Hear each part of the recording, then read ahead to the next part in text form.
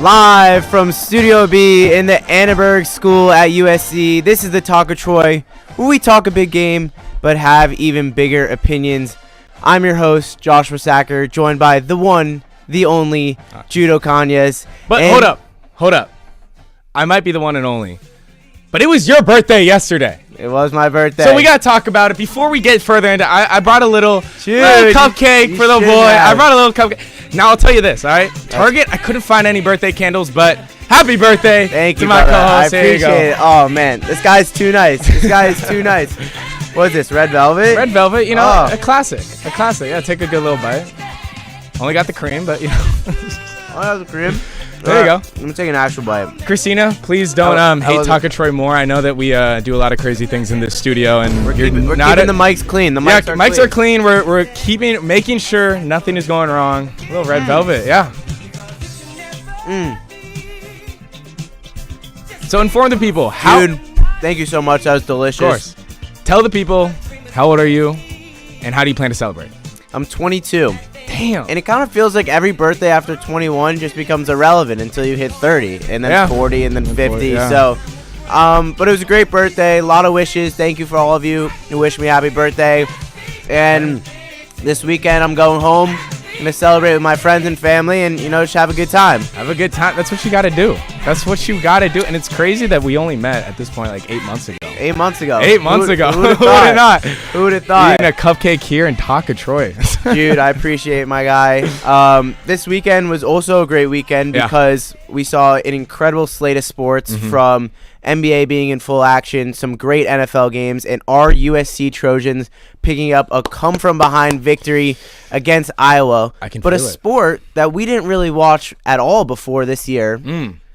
The NHL. Yeah, let's talk about it. Let's talk about our resolution. How you feel about your LA Kings? I feel better. I have to say, they had a very strong week. I talked about the road trip last week, and I said they got to do well on this. This is the kind of the point of the season where you want to start to get the wins, and they have done that. They're 3-1 on the road trip so far, and in their 3 wins, they've outscored the Canadians, the Leafs, and the Senators, which are all like pretty good teams. 10-4 in total scores.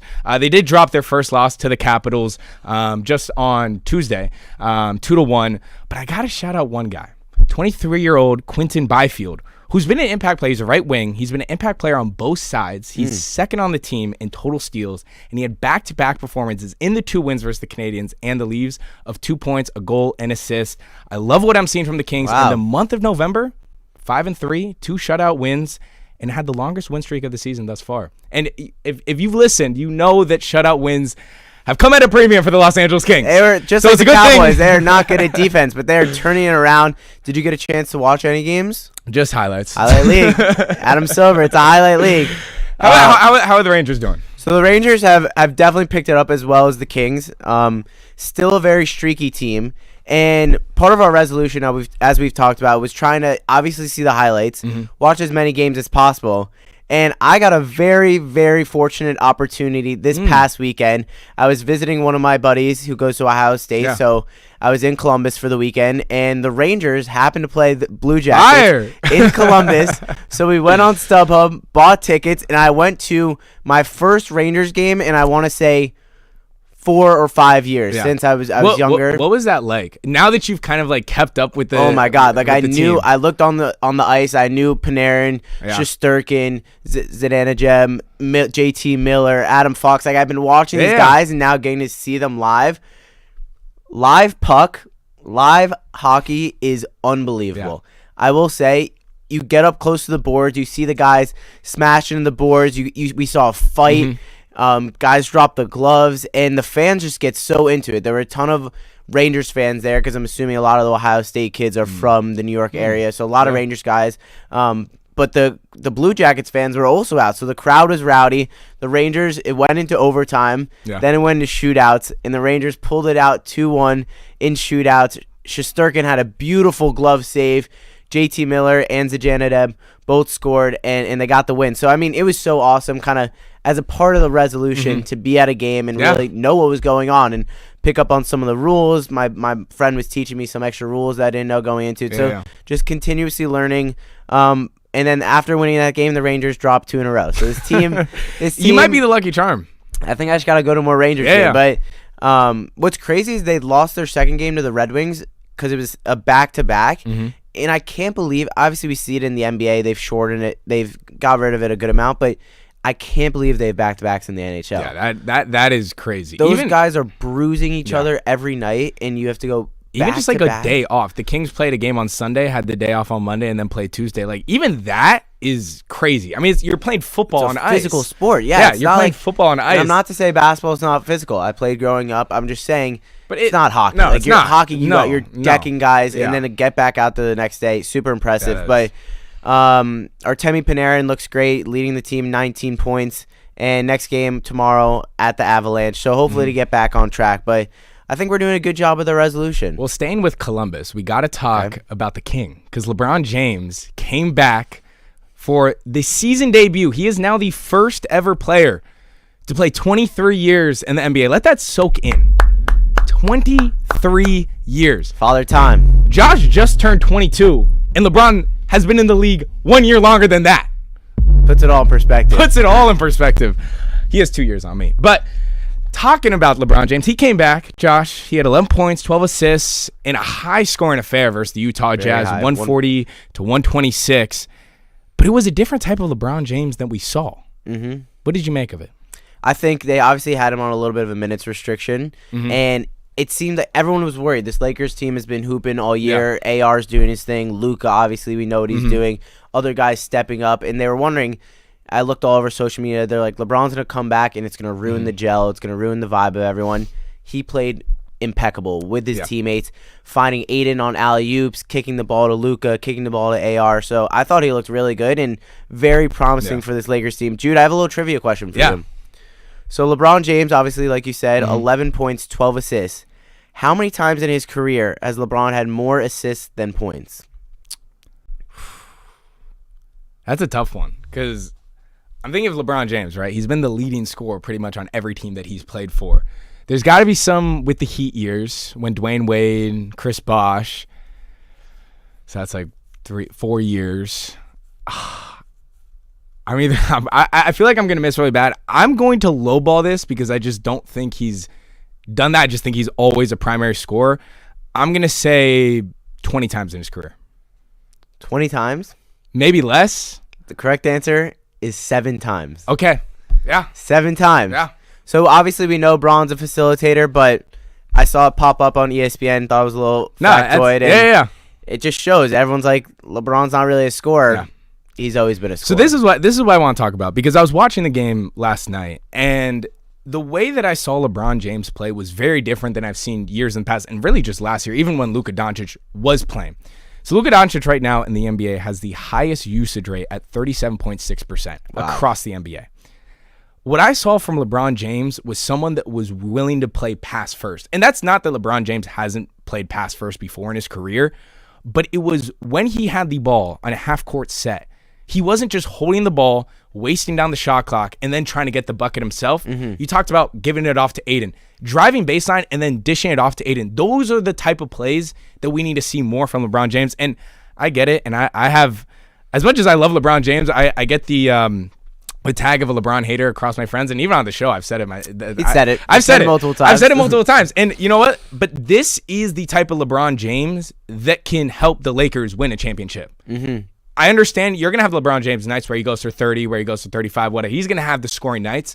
But on a consistent basis, the Lakers don't need another prolific scorer at this point. They don't. Luka Doncic can do that. He is probably the best scorer in the NBA right now, no question. I mean, his step back is comparable to James Harden in 2019. It is unguardable. Yeah, every box score I see, it's 37, 41, 45. Yeah. He fills up the cup. And I think, to your point, if the Lakers center this team around Luka and not LeBron, they will 100% be successful. And I think LeBron, we just said it's his 23rd season. I think he knows he's accomplished all he's accomplished in his career, and he's okay playing second fiddle if it means they can go and win a championship. On some nights, it might be third fiddle. You have Austin Reeves, and then you have Luka Doncic, and you let those guys cook. And LeBron James, the one great thing that he's done in his career is improve the three-point shot. So if he can be a catch-and-shoot type of guy where Luka Doncic draws two, like that works for the Lakers. Very that difficult. Works for the Lakers. So I think he's understanding, and I'm only guessing. I'm not saying this is what he thought, But he probably saw this Lakers team through the first few weeks and said, look, they're playing winning basketball. We're winning games. Let me play my role a little bit. Understand I'm not the same LeBron James I was maybe 5 years ago, but I can still contribute to winning basketball. And I think that's what we saw last night versus the Jazz. Yeah, I think if he can be a pass-first playmaker, I think the Lakers could be very, very dangerous in a very good West this year. Sticking to basketball, let's move to the college game, which there's been a lot of great basketball. A lot of top 25, top 10 matchups throughout the beginning of the season. Only going to get better next week. Only going to get better with all these tournaments coming up. But a team I want to spotlight really quickly is the Kentucky Wildcats, who obviously John Calipari was their coach for dozens of years. And now Mark Pope is their new coach. And he had a very interesting press conference after the Michigan State game. They lost 83-66. And just a couple quotes here. He said, we just have failed up until today. And he also said, I feel like the identity that we felt like we carried has maybe been stripped away. And we're facing some real reality right now. And that can be an incredibly painful process. It can be a terrifying process. If I'm a Kentucky fan, I am not feeling good. Obviously, we're only 5 games into the season, but this coach is making it seem like they're already on the bubble out of the tournament team. We see Kentucky has been obviously a perennial blue blood. Yeah. Dating Calipari. Yeah, dating back and even before that with so many great coaches. And this guy, it's kind of a swan song every time he's up at the press conference. I saw a stat. He took an hour after the loss to get to the press conference, which means he was probably reaming out his guys. And I don't know. I think if I'm a Kentucky fan. So you're saying you don't like that he's making these comments? Like, I think it's very important for coaches to take responsibility. Trust me, I'm a New York Jets fan. I've seen years of coaches not taking responsibility. But this is coffee league. This is like not the same old Jets. We're the same old Jets. This just feels like he's I don't know if you saw the press conference, but he's mopey. He's like kind of playing a victim card. Yeah. Like he just needs to get his guys. So this is what I'll say. This is what I will say because I'm actually going to take the opposite approach. Okay. I understand. Okay, this is where I agree with you. It's this early in the season. You probably shouldn't be saying this stuff this early in the season. My one thing that I appreciate about it is when I covered USC men's basketball the past few years, and I would listen to Enfield, and then I'd listen to Musselman. Musselman was a little different, but like listening to a guy like Enfield, and I'm gonna even say Lincoln Riley. All right, Lincoln Riley, great coach. What he's doing, culture is clearly changing. Chance to potentially go to college football playoffs. They beat Oregon. But the one thing, there's this term, coach speak, right? Yeah. Like when you go to an interview and you ask a coach like, "Oh, how do you feel?" Not how do you feel. You ask them a question and they give you the most mundane, PR type of answer. All the jargon. It's actually more annoying than just getting a regular answer. Totally. No, that I 100% agree. And so in this regard, like, yes, it's this early in the season. I don't want you saying we have an identity crisis because you can fix that. March is not for till next year and then some, right? So. And that part I understand, but I'm okay with the coach opening up and being like, look, we got problems here and not just sugarcoating it. Yeah, no, I agree with that. Fans don't want you to sugarcoat it. I agree with the optimism. It was more, I think, the clip itself was just him. He made it seem like it was doomsday and the season was already over. They're 3-2. They still have obviously, you lost 2 games. You didn't lose to 2 terrible teams. You lost to a Louisville team who's top 10 and then Michigan State who's going to eventually be top 15. So I think the quotes just to your point. I love when a coach takes responsibility and is optimistic and doesn't sugarcoat it. But I think this was just like the drama of it all was a little too much for me. But moving forward, should we talk NFL? Let's talk NFL. I want to talk NFL because we're in our Survivor picks, and now that we have the official consequence for whoever loses this bracket, which we will remind you, whoever gets the worst record in the Survivor Pick'em has to jump off the highest point or the highest diving board at the Lions Center. Still don't have full calculations, but I think we 40 to 50 feet. Folks, I walked by the Lions Center. Yeah. Me and my friends went to go play basketball, and as we shifted out of there, I took a little peek. It's a long way down. It's a long way down. And I'm so excited to see Jude get all bruised up when he has to jump off. No, I'm kidding. We want him to be safe when he jumps, but he's definitely going to be jumping because pencil dive. But so Josh, go ahead first. About my picks. So we're first of all to update the records. We are both 5-1. So 6-1. Oh, 6-1. I do apologize. 6-1. So it is neck and neck. So you can't really afford a loss. Can't afford a loss. Especially this late in the season when the weeks are starting to dwindle down. So Josh, who is your pick'em? Yeah, so I kind of looked at the board this week, and there were a lot of gimmies. Yeah. And I think I went through, and it's all about strategy because you can't use the same team twice. So I wanted to save some of the teams. I just think I wanted a guaranteed win this week, and I'm taking the Detroit Lions at home against the New York Giants. I just think the Giants are a terrible football team. Yeah. And obviously being a Jets fan, I know what a terrible football team looks like. The Giants are bottom 5 in defense in both points allowed and yardage allowed.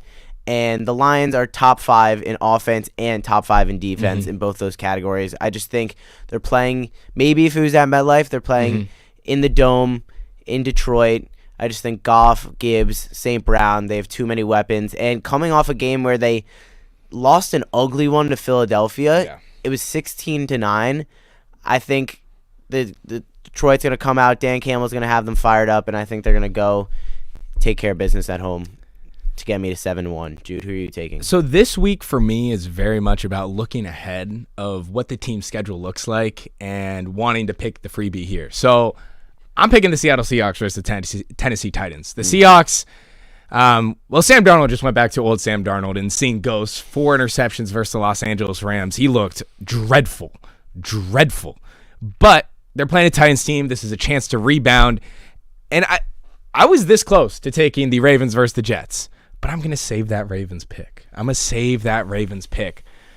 So give me Seahawks versus the Titans. But while we stay in the NFL realm, Josh, we got to do pretender or contender. We're getting to that time. We're getting to that point of the season. You know, when Thanksgiving comes, and then you have the Thanksgiving games, and then after that, that's when the real ball starts to be played. You know, the weather gets a little colder. Snow games are a little more frequent. It's that Jameis Winston quote, "I'm so blessed that God let me play in snow." It's always some great football when it starts to snow. So got to start with the Philadelphia Eagles. Like you mentioned, came off a gritty gritty Sunday night football win versus the Detroit Lions. But they're winning, you know, however they're doing it, whether it's defense, whether it's offense, and, you know, maybe it's an A.J. Brown type of game or a Saquon Barkley. Who knows what that offense is ever going to do on a week-to-week basis? Are they a pretender or a contender? I think they're a contender. And I'll say this. I think this team is worse than the one last year. That being said, I think they just won a Super Bowl. I think Sirianni knows how to coach these guys. And like you said, they have so many weapons on the offensive side. Saquon, Smitty, A.J. Brown, even though he's going through some issues with the media, and Jalen Hurts. But I think they're just built for the playoffs, and I think this team has proved themselves before and will just continue. They're beating great teams. They beat the Lions. Before that, they beat the Packers. Like, I think they have what it takes to beat the tough teams. And if it runs through Philly, if the NFC has to run through Philly, it's going to be tough to stop them. What do you think? Yeah, I'll keep it short. I think they're also a contender. I think it's pretty simple. And I agree. Their team isn't as clicking, and it's also because, like, why are you not using Saquon Barkley more? And it doesn't have to be running him. It just means get him the ball because he's that type of playmaker. But I just see this defense and the way they shut down the Detroit Lions. They held them to 9 points. And I get it, the Lions have been kind of streaky here and there, but that's impressive. So this defense, I think getting Jalen Phillips was that was an absolute steal for them. Not that they needed another great defensive edge, but now they got one. So, yeah, I think the Eagles are by far a contender. Now, the Chicago Bears, who are currently right now first place in the NFC North, pretender or contender. Wow. Who would have thought that at the beginning of the year that the Chicago Bears. Shout out Caleb. He's playing great ball. And I think this Bears team is young. They're a lot of fun. I think they're a contender. I mean, sorry, a pretender. Sorry. I think they're a pretender. I just think the defense causes a lot of turnovers, but they also give up a lot of points and a lot of yards. And they sometimes play down to their competition. They had a really close game against the Giants. They had they got very lucky against the Bengals. They pretty much only won like one-score games. So I think they win one-score games, which is important come playoff time. I think this team is just 1 year away, a couple more pieces away from really being able to contend in that very difficult NFC. What do you think? Yeah, I'd have to agree. When it comes to the defensive side of things, I actually think their offense can be efficient and put up points. I mean, we've already seen it. They had 47 against obviously a Bengals defense. But, I mean, when you look like when they played the Lions put 52 on their head. Yeah. Like when they play a true contender, they're not going to actually be real. So I think Caleb Williams, you should be optimistic if you're very optimistic. You've seen Ben Johnson. You've seen his hands all over this offense. They've done a lot of trick plays. It's been a lot of fun. but they need one more They're year. building the culture. Yeah, they're building the culture, and it takes time. You can't have it, overnight. Rome wasn't built in a day. Rome was not built in a day. Coming up next, Jude, what do you think about the New England Patriots? 9-2, New England Patriots. See Frank in the back. He's getting hype. Frank, man, I have to say, Drake May, man, he is an MVP candidate. There's no question about it. I have to put them as a contender. I have to be honest. They are 9-2. They're winning. My only problem with them thus far is there hasn't been a lot of competition in those wins, right? I think they had a great win on the road early against Buffalo. Big. Those are the type of wins that they need more of. Overall, though, schedule's been a little schedule's been soft. They played the Jets. The Jets were able to kind of do what they wanted at times. But overall, I'm going to say contender just because they found ways to win. I can stand behind a guy like Mike Vrabel. And to be honest, the collection of receivers have helped Drake May a lot. So they're contender in my mind. I think they're also a contender. I think Drake May is playing out of his mind right now. And I think the biggest reason why they are a contender is because of Mike Vrabel. Having a coach who has, we saw what he did with those Tennessee Titan teams, bringing them to an AFC championship. He's had that pedigree. And I think a lot of young guys on this team, the only thing I'm worried about with the Patriots is that kind of second option on offense. Is Booty going to be – he's kind of a hit-or-miss guy. So, if Diggs isn't stepping up, they do have Hunter Henry as a tight end. Just are they going to have enough weapons for Drake May? And to your point, a little bit of an easy schedule up in this point. So, I'm excited to see if they get more competition down the stretch, how they'll fare. Yeah. The Denver Broncos – who just pulled off a big win against the Kansas City Chiefs. I know they're not, they're 5-5, whatever, but it's the Kansas City Chiefs regardless. Yeah. That's a division rival. Are they pretender, contender? See, with this team, I want to say pretender. I want to say contender so badly. I do, because I think defense wins championships. And the Broncos, Pat Surtain, Benito, they have a ton of great guys on defense. I think that's a stellar defense. We saw what they did to Patrick Mahomes and the Chiefs. I just am not all bought in on Bo Nix yet. I just don't think that offense has enough where you get to a tight playoff game and you have to travel, I don't know, to a Foxborough, to a Buffalo and go in there and win a football game with your offense. So I'm going to say pretender. I'm going to say they're a contender. Okay. Off the basis, because I use the same analogy for the Eagles. Defense wins championships in January and February, or they just win games in January and February. And trust me, I'm right there with you with Bo Nix. But they find ways to win, and they're winning against the Chiefs. They went on the road and beat the Eagles. These are good wins that they've been able to stack up in the season. Do I trust Bo Nix on a game-winning drive? That's a little bit of a different question. But when you play in those cold weather games, you really just need to maybe score 17 to 20 points, and you trust your defense. Nick Benito leading the league in sacks. You have Patrick Surtain, who's been shut down. I mean, he's been injured this season, but I trust his defense enough that the offense will pull its weight when it needs to, because so far they've showed that. Really quickly, I actually think Myles Garrett is leading the league in sacks. He is, which brings quick little tangent right here. Myles Garrett has 15 sacks right now, and there are 7 games left in the season. Yeah. The record is 22.5. Yeah. I'd be surprised if he doesn't break the record. Michael Strahan's I'd be record. surprised too. I think he's been on an weekend. Absolute tear. 2 games with over 4 sacks. So I think Myles Garrett's been a beast and can really go into the history books. And more on this tangent, my only question with Myles Garrett is, do you not want to win? You could be on it. You could go to any team and they'd be a championship team. Sold his soul for the bag. But I guess you'll have a Hall of Fame jacket at the end of it. So there we go. There it is. The final team, the Los Angeles Rams. I think they are 1,000% contender. I just think this Rams team, they had a huge test this week against the Seahawks. The defense looked incredible. Jared Verse, bunch of guys flying around. And I think Matt Stafford is one of the top quarterbacks in the league. A lot of weapons in Kyron, Puka. Just got to stay healthy. Devontae Adams. If he stays healthy, I think this offense is fantastic. And the Rams, Sean McVay, to me, is, if not he is the best coach in the NFL, up there with the Andy Reids. Yeah. And I just think he puts his players in position to win week in and week out. Yeah. The Rams are just always good. They've been good consistently since 2019. So I think the Rams will definitely make the playoffs, and they'll be very solid throughout. Yeah, what Matthew Stafford is doing this season, and I know we gave our MVP picks last week, and we both said non-quarterbacks, which I still stand behind. Matthew Stafford is playing out of this world. 27 touchdowns, 2 interceptions. I mean, the passing yards speak for themselves. The completion percentage speaks for itself. This is 100% a contender. And this is the one thing the Rams do need to do. they need to secure home field advantage. Yes. We saw what happens with the Philadelphia Eagles earlier this season. They were up big. They choked it away in the second half. This team, I think if they can get home field advantage, they legitimately will go to the Super Bowl. I think they will go to the Super Bowl. Not saying that they can't go on the road and beat Philadelphia because it's hard to beat a team twice in a season, but getting home field advantage will be big. And all the reasons you already listed. I mean, their offense is stellar. We saw what they just did to Sam Darnold, which is a pretty damn good offense in the Seattle Seahawks. Yeah, shut them down. I think a lot of teams we listed, contenders. Jude, I agree with you. Appreciate it, Kyle. We both said contender. It's okay, Kyle. Well, it is, while we have a few more minutes with you guys, and once again, happy birthday to our co-host. Thank you. Now he's the young of the show. I'm the young Wow. So Time flies. Time flies. But time is flying because we are in Thanksgiving season. It is a start, bench, cut. Got to do some Thanksgiving foods.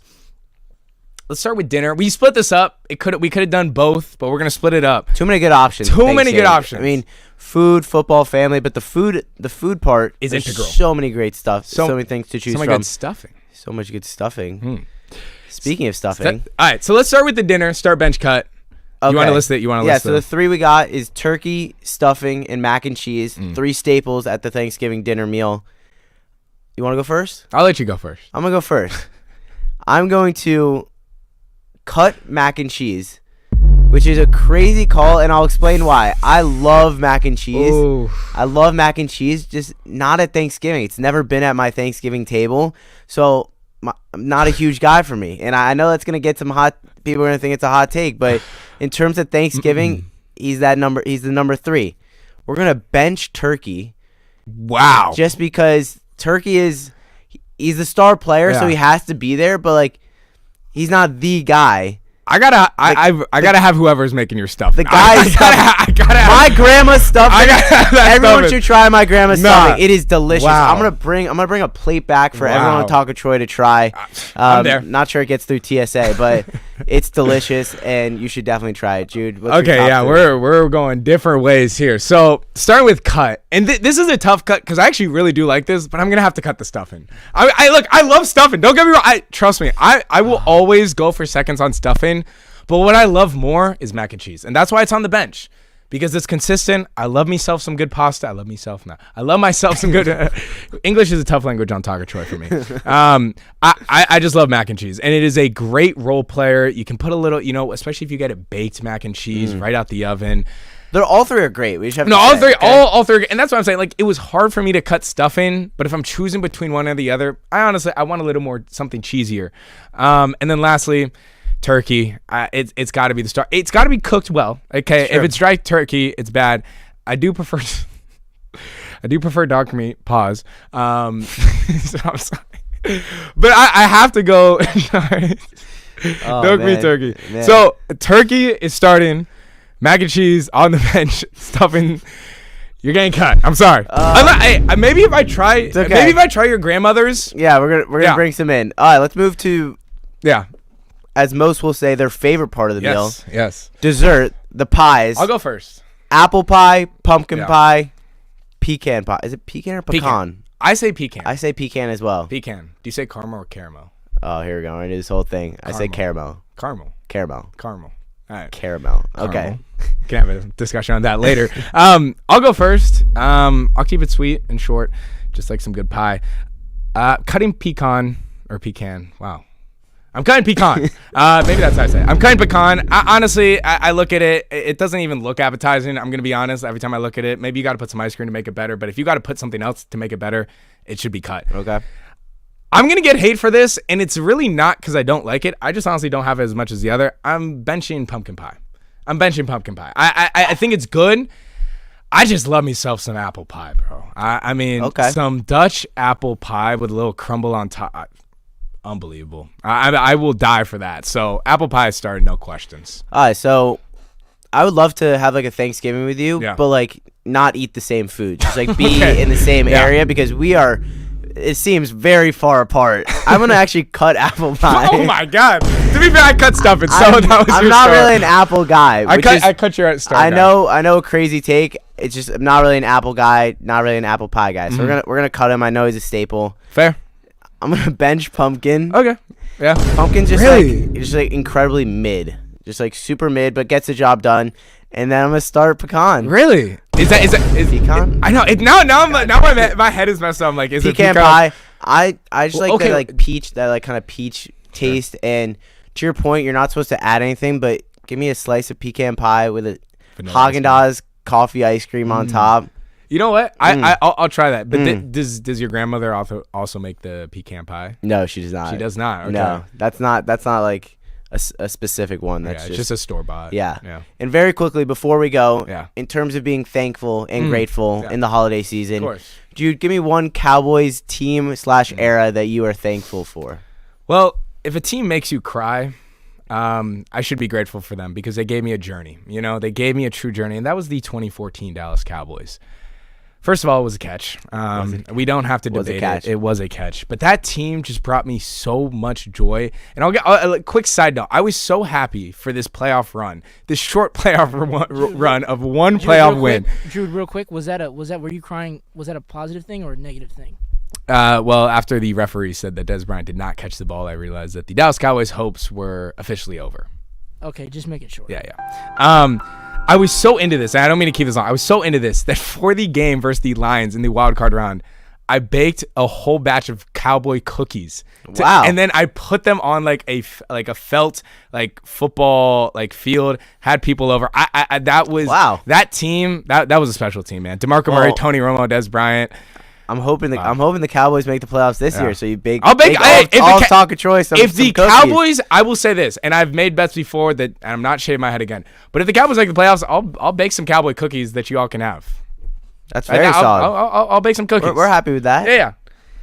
All right. We're happy with that. How about you? So I would love to say the 2009-2010 New York Jets, but I was very young. Like I do remember it, but like not enough to like remember those AFC Championship games. So I'm going to go with the team that actually didn't make the playoffs because that was the last time we'd made the playoffs. I'm going to go with the 2015 New York Jets. We went 10-6. That's crazy how didn't make the playoffs at 10-6.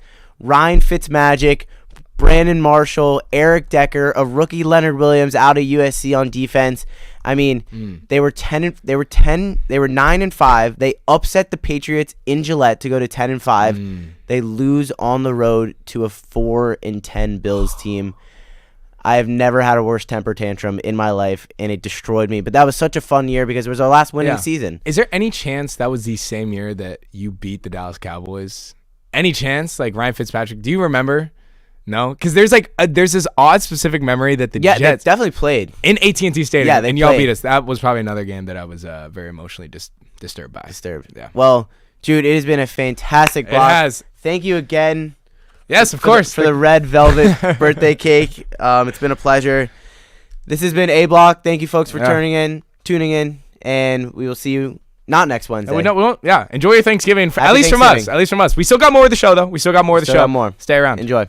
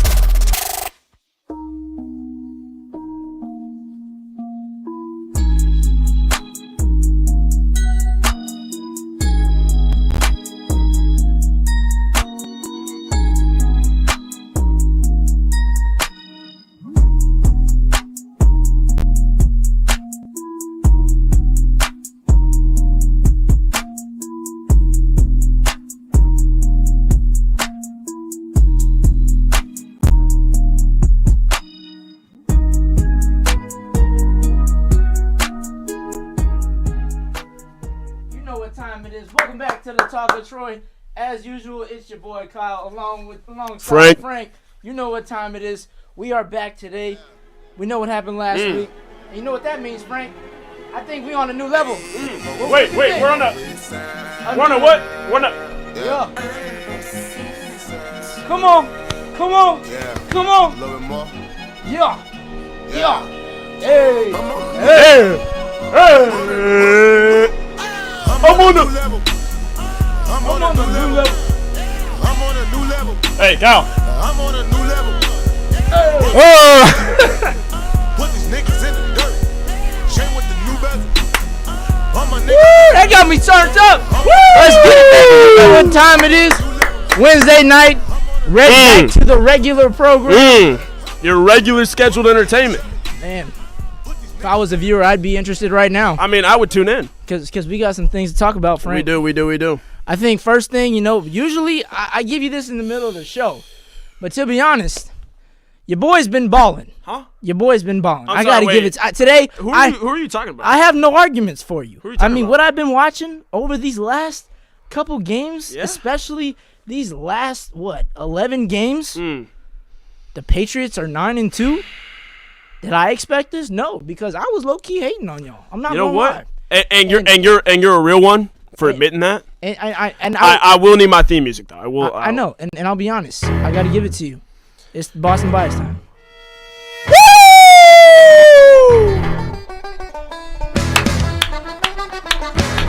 I can't say nothing. We're dancing today, Kyle.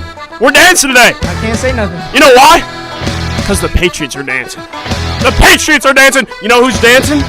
Drake May. All right. Every week I come back, something new to say about this guy. Some new praise to give. First of all, he's humble. Have you seen his wife's TikTok? No. She makes this apple bar. Oh my God. Giselle never made us cookies. And she does. All right, Drake May. You want to hear some stats? All right. In 11 starts this season, Drake May has 2,500 passing yards, 250 rushing yards, 20 plus touchdown passes, 70 plus completion percentage, and an 800 plus win percentage. Guess what? Guess how many quarterbacks have done that in the past? How many? Goose egg. That many. None. Drake May, no one's done it. All right? Let me, Cal, and you got it. You know what? I appreciate you let me talk here. He's first in passing yards right now, first in completion percentage, first in expected points added, second in yards per attempt, second in passer rating, second in QB rating, third in total touchdowns. Okay. Typically, Frank, I'd have a rebuttal for you, but I don't. Like I say every week, men and women lie, but numbers don't. And right now, his numbers are not lying. Because I know, really a wholesome moment here on Talk of Troy. I got to be honest. Guys. Look, I'll admit when I'm wrong, and sometimes I might not, but today I will. So I think what he's been able to do right now, he has 2,836 passing yards on the season, and they're 9-2, and their playoff hopes are looking promising right now. I will say, especially within the AFC. What are you gonna say? I've got a question. What's the question? Cal, you know I love you, man. Appreciate you. Pause. I love you a lot. Okay, all right, I'll chill. I love you, man. Here's the thing, though. The Patriots. First, you said they were losing to the Buccaneers. Didn't happen. That didn't. Do you think they're gonna lose to either the Ravens or the Bills? Because those are the other two losses you said we'd have. No, I said you lose to the Bills. I'm pretty sure. You said we'd lose to the Ravens too. I probably did say that, but it doesn't matter. You won over the Jets. Told you you'd win that game. Mm-hmm. You beat the Buccaneers. I give it to you.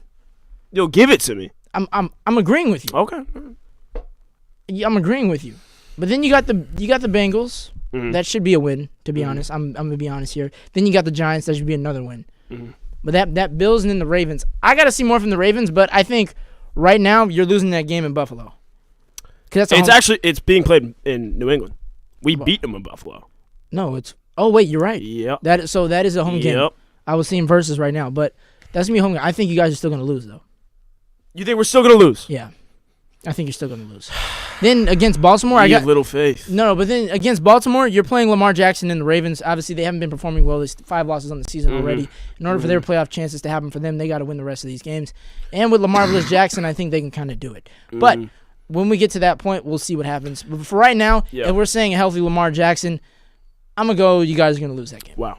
Okay. Hey, time will tell, man. Time will tell. That's right. That's right. I do need to hear from you what you think playoff picture-wise.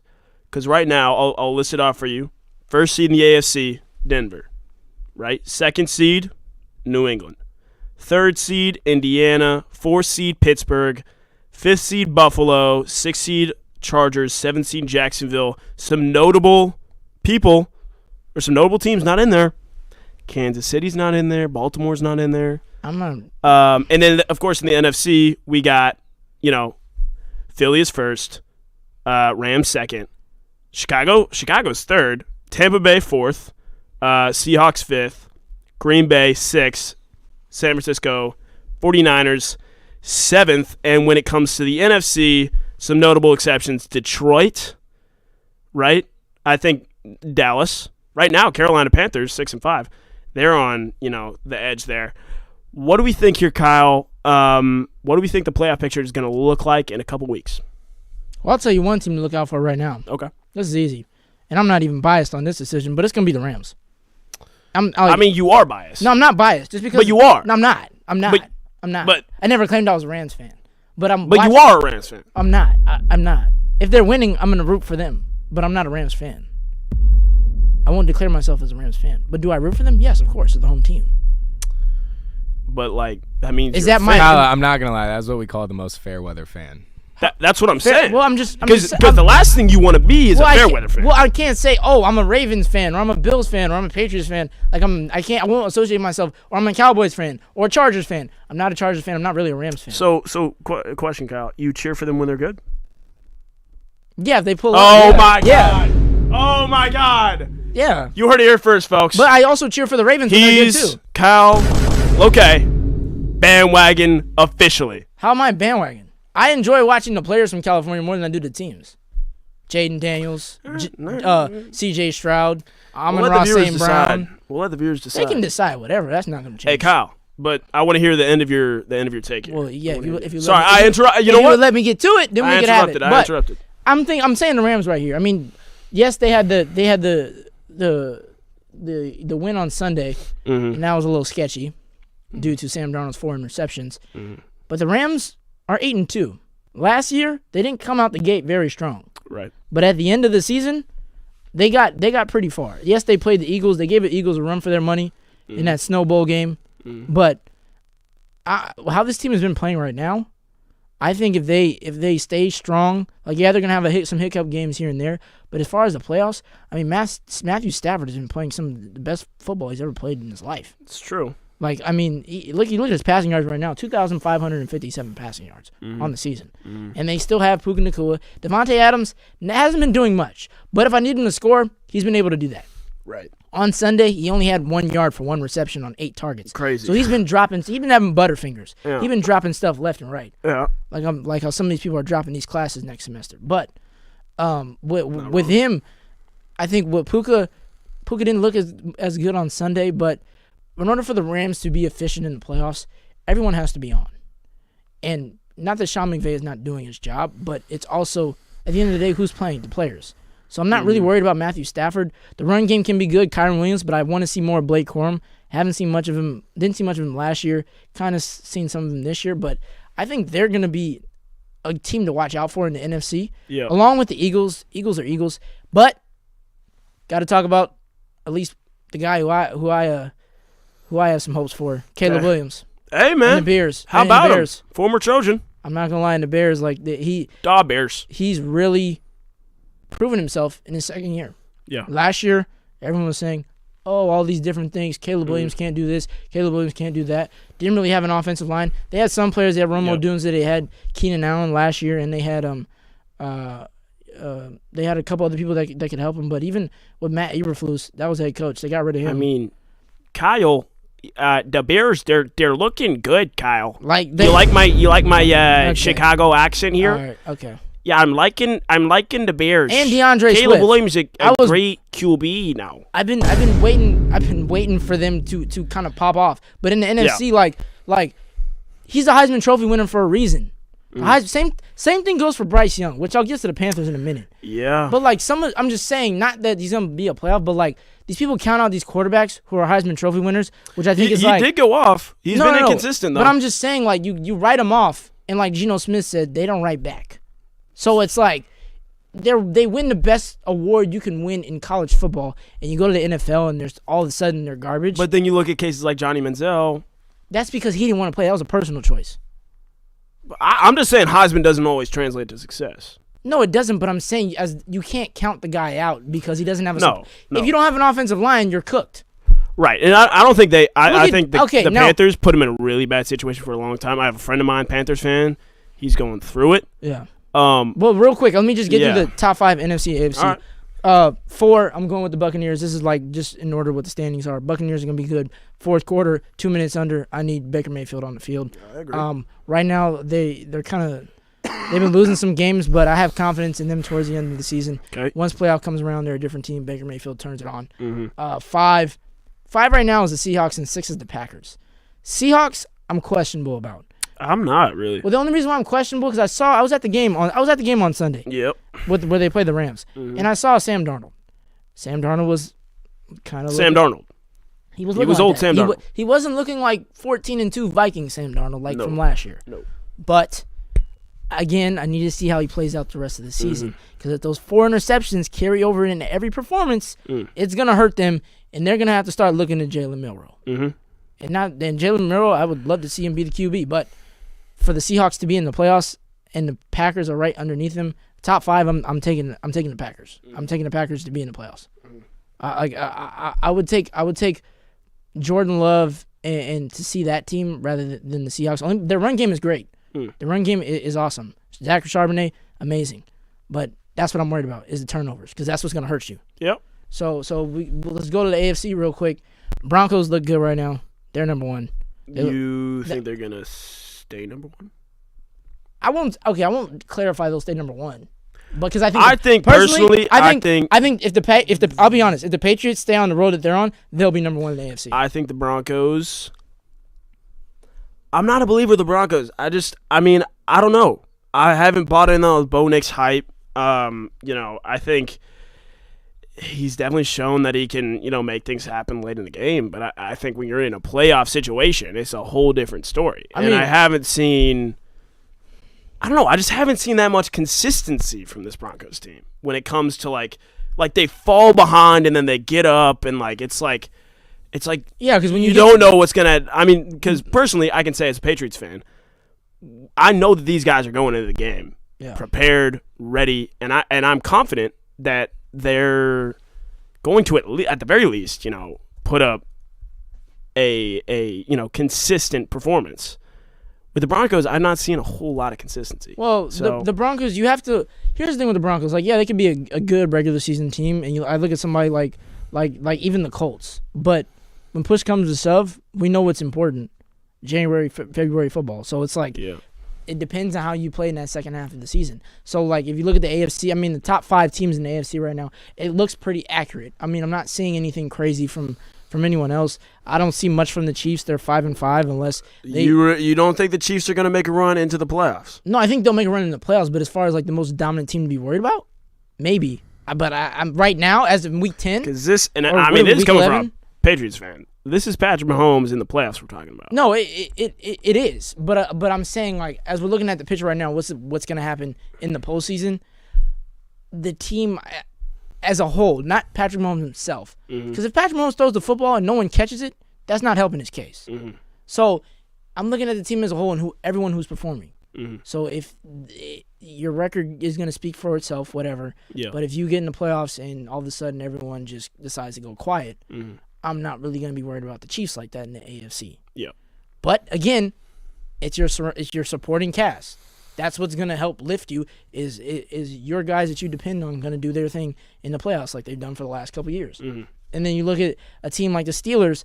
Steelers, No. No, I'm not. I'm not bought in on them. I'm not making I would say like no definitive answer on the Steelers yet. The reason why the Steelers are a toss up for me is because I'm liking their defense. Okay. I'm liking their defense. Aaron Rodgers, I'm not a believer in 41-year-old Aaron Rodgers or however 40 plus, whatever he might be. Neither am I. Because yes, he's been performing pretty well. Right now they're 4th in the AFC, but in the playoffs the youth is going to take over, but his experience could help propel them over some teams. That's all I'm going to say. I do want to talk about, I know we've been talking about the NFL, but, I want to talk about something that's of a great concern to the both of us. All right? What is that? The Trojans. Of course. They're going into Eugene, college game day. It's playoff hopes. Oh, and first of all, I want to ask you this. Do you think they're ranked correctly right now? They're 16. 16. Right? I think no. I was looking at this earlier. To be honest, I think it should be up with Miami, personally. And Miami's what, 10? 14. 14? Mm-hmm. Okay, see, I was looking at this earlier, and I'm going to agree with you because USC has been they're now what, 8-2? With 2 losses to good teams. Yeah, they're 8-2. Yes, they are 8-2. Mm-hmm. And I was thinking about this earlier. I'm like, there's no way they're only 16 in the AP top 25. I get you only need to make the 12th spot to be in the playoffs. Right. But over some teams where the majority of them are 8-2, like I don't like Ohio State, cool, 10-0. Indiana, cool, top 5, whatever. A&M, obviously. Makes sense. Oregon, I understand. Notre Dame, do I really? No. Oklahoma, I can get Notre Dame. I mean, okay, I get it. I understand. I get it. Their 2 losses are good. Like, okay, Vanderbilt over us? No. I'm sorry. Oh. No. Nashville native right here. Diego Pavia is the truth. I'm not going to lie. He's good, but I'm saying USC, okay, everyone says USC can't play Big Ten football. Okay, they beat Iowa. Mm-hmm. We're not going to act like Iowa's a bad team here. They only lost by 2 points to Oregon, which is supposedly supposed to be a better game than that. So some of the teams that they beat Michigan, okay, Michigan's not as strong, but Michigan was also ranked higher than them a few weeks ago. This is true. So it's like you're not giving respect to USC's schedule. That's the issue that I have. Yeah. So going into this week, if they beat Oregon, which is now a 7-seed team, they were 8 last week, and they just keep moving up. So if they beat them, they're both 6-1 in the Big Ten, and Oregon's only lost 1 game, I believe. Now here's my thing with Oregon. Yes. All right. First of all, top-ranked pass defense. All right. So, Lemon, I got this from he Mekhi Lemon, who I think is the second best receiver in football right now. Wait, why second? Jeremiah Smith. Come on now. I would give it to Mekhi Lemon, but I cannot deny Jeremiah Smith. It just I'm just being honest. All right. So they have the top pass defense in the country, both in yards and efficiency. So I think the keys to this game, first, it's going to have to be Lemon and Lane doing well. Second, I need a performance from King. And I think, to me, the reason why this game is very winnable is because the games we've lost to, Iowa and Notre Dame, they ran all over us, right? I think our run defense is not great. But Oregon really relies on their weapons at wide receiver. Yeah. And if we can stop, if we can stop more, which is going to be hard, granted, if we can stop more. DeCorian Moore? Yeah. Or Dante Moore? I'm not. Dante Moore's a quarterback. Well, yeah, no, sorry. Okay. DeCorian Moore's a receiver. The receiver, yeah. That is the biggest issue. What do you think? I think, yes, the royal squeeze has to be in full effect. Mekhi Lemon and King Miller got to go off like they've been going on for the last 2 games. Mm-hmm. But also, like you mentioned, for Jacoby Lane, I think he has to. Well, yeah, he's been. I would say Jacoby has kind of been underperforming to what the expectations that a lot of people had of him heading into the season. Mm-hmm. Now, yeah, he had an injury earlier in the season, but he hasn't been doing as much as people thought he would compared to Mekhi Lemon, he almost matched his career best last game from the week prior to that.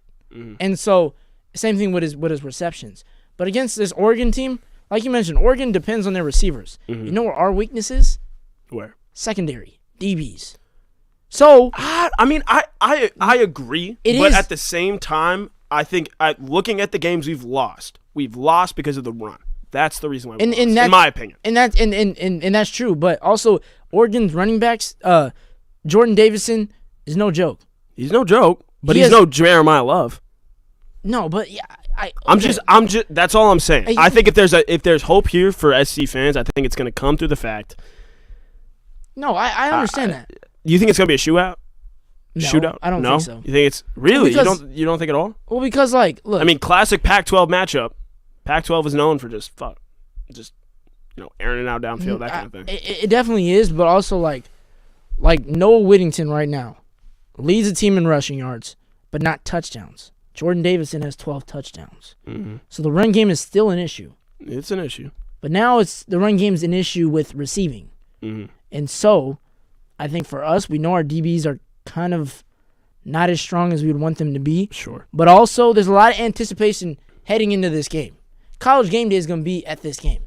College game day has already been in Oregon twice this year. This is the second time. Yep. And the last time college game day came to USC was like 13 years ago, which I have a problem about. Yeah, I know. And that was the Stanford game. We could talk about that for a long time. Yeah, because they haven't came back since. Should. And I would enjoy to see them in McCarthy Quad. Me too. Right in front of Lee. Me too. I'd be the one kicking the field goal, by the way. No, you wouldn't. No, anyways. I'm lying. Yeah. I couldn't kick that. It's all good. But they got to come out. They got to come out fast. They got to come out quick.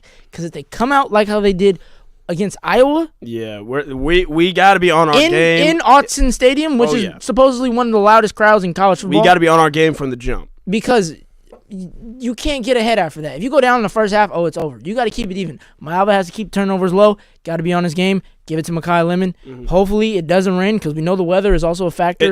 Apparently it's not going to rain, but it is going to be chilly. Okay, but that's fine. But the weather has also been a factor when we go away. Wasn't a factor on Saturday, but against this Oregon team, they're in the top 10 for a reason. They only got one loss for a reason. Yeah. But here's the thing: why I won't put them over USC in any circumstance is because they're both 6-1 in the Big Ten, and anyone can be beat on any day. It's true. So everyone has Oregon favored by whatever. Oregon was actually heavily favored in this game. Mm-hmm. Personally, what my gut is telling me, I think USC is going to win this game. We'll see.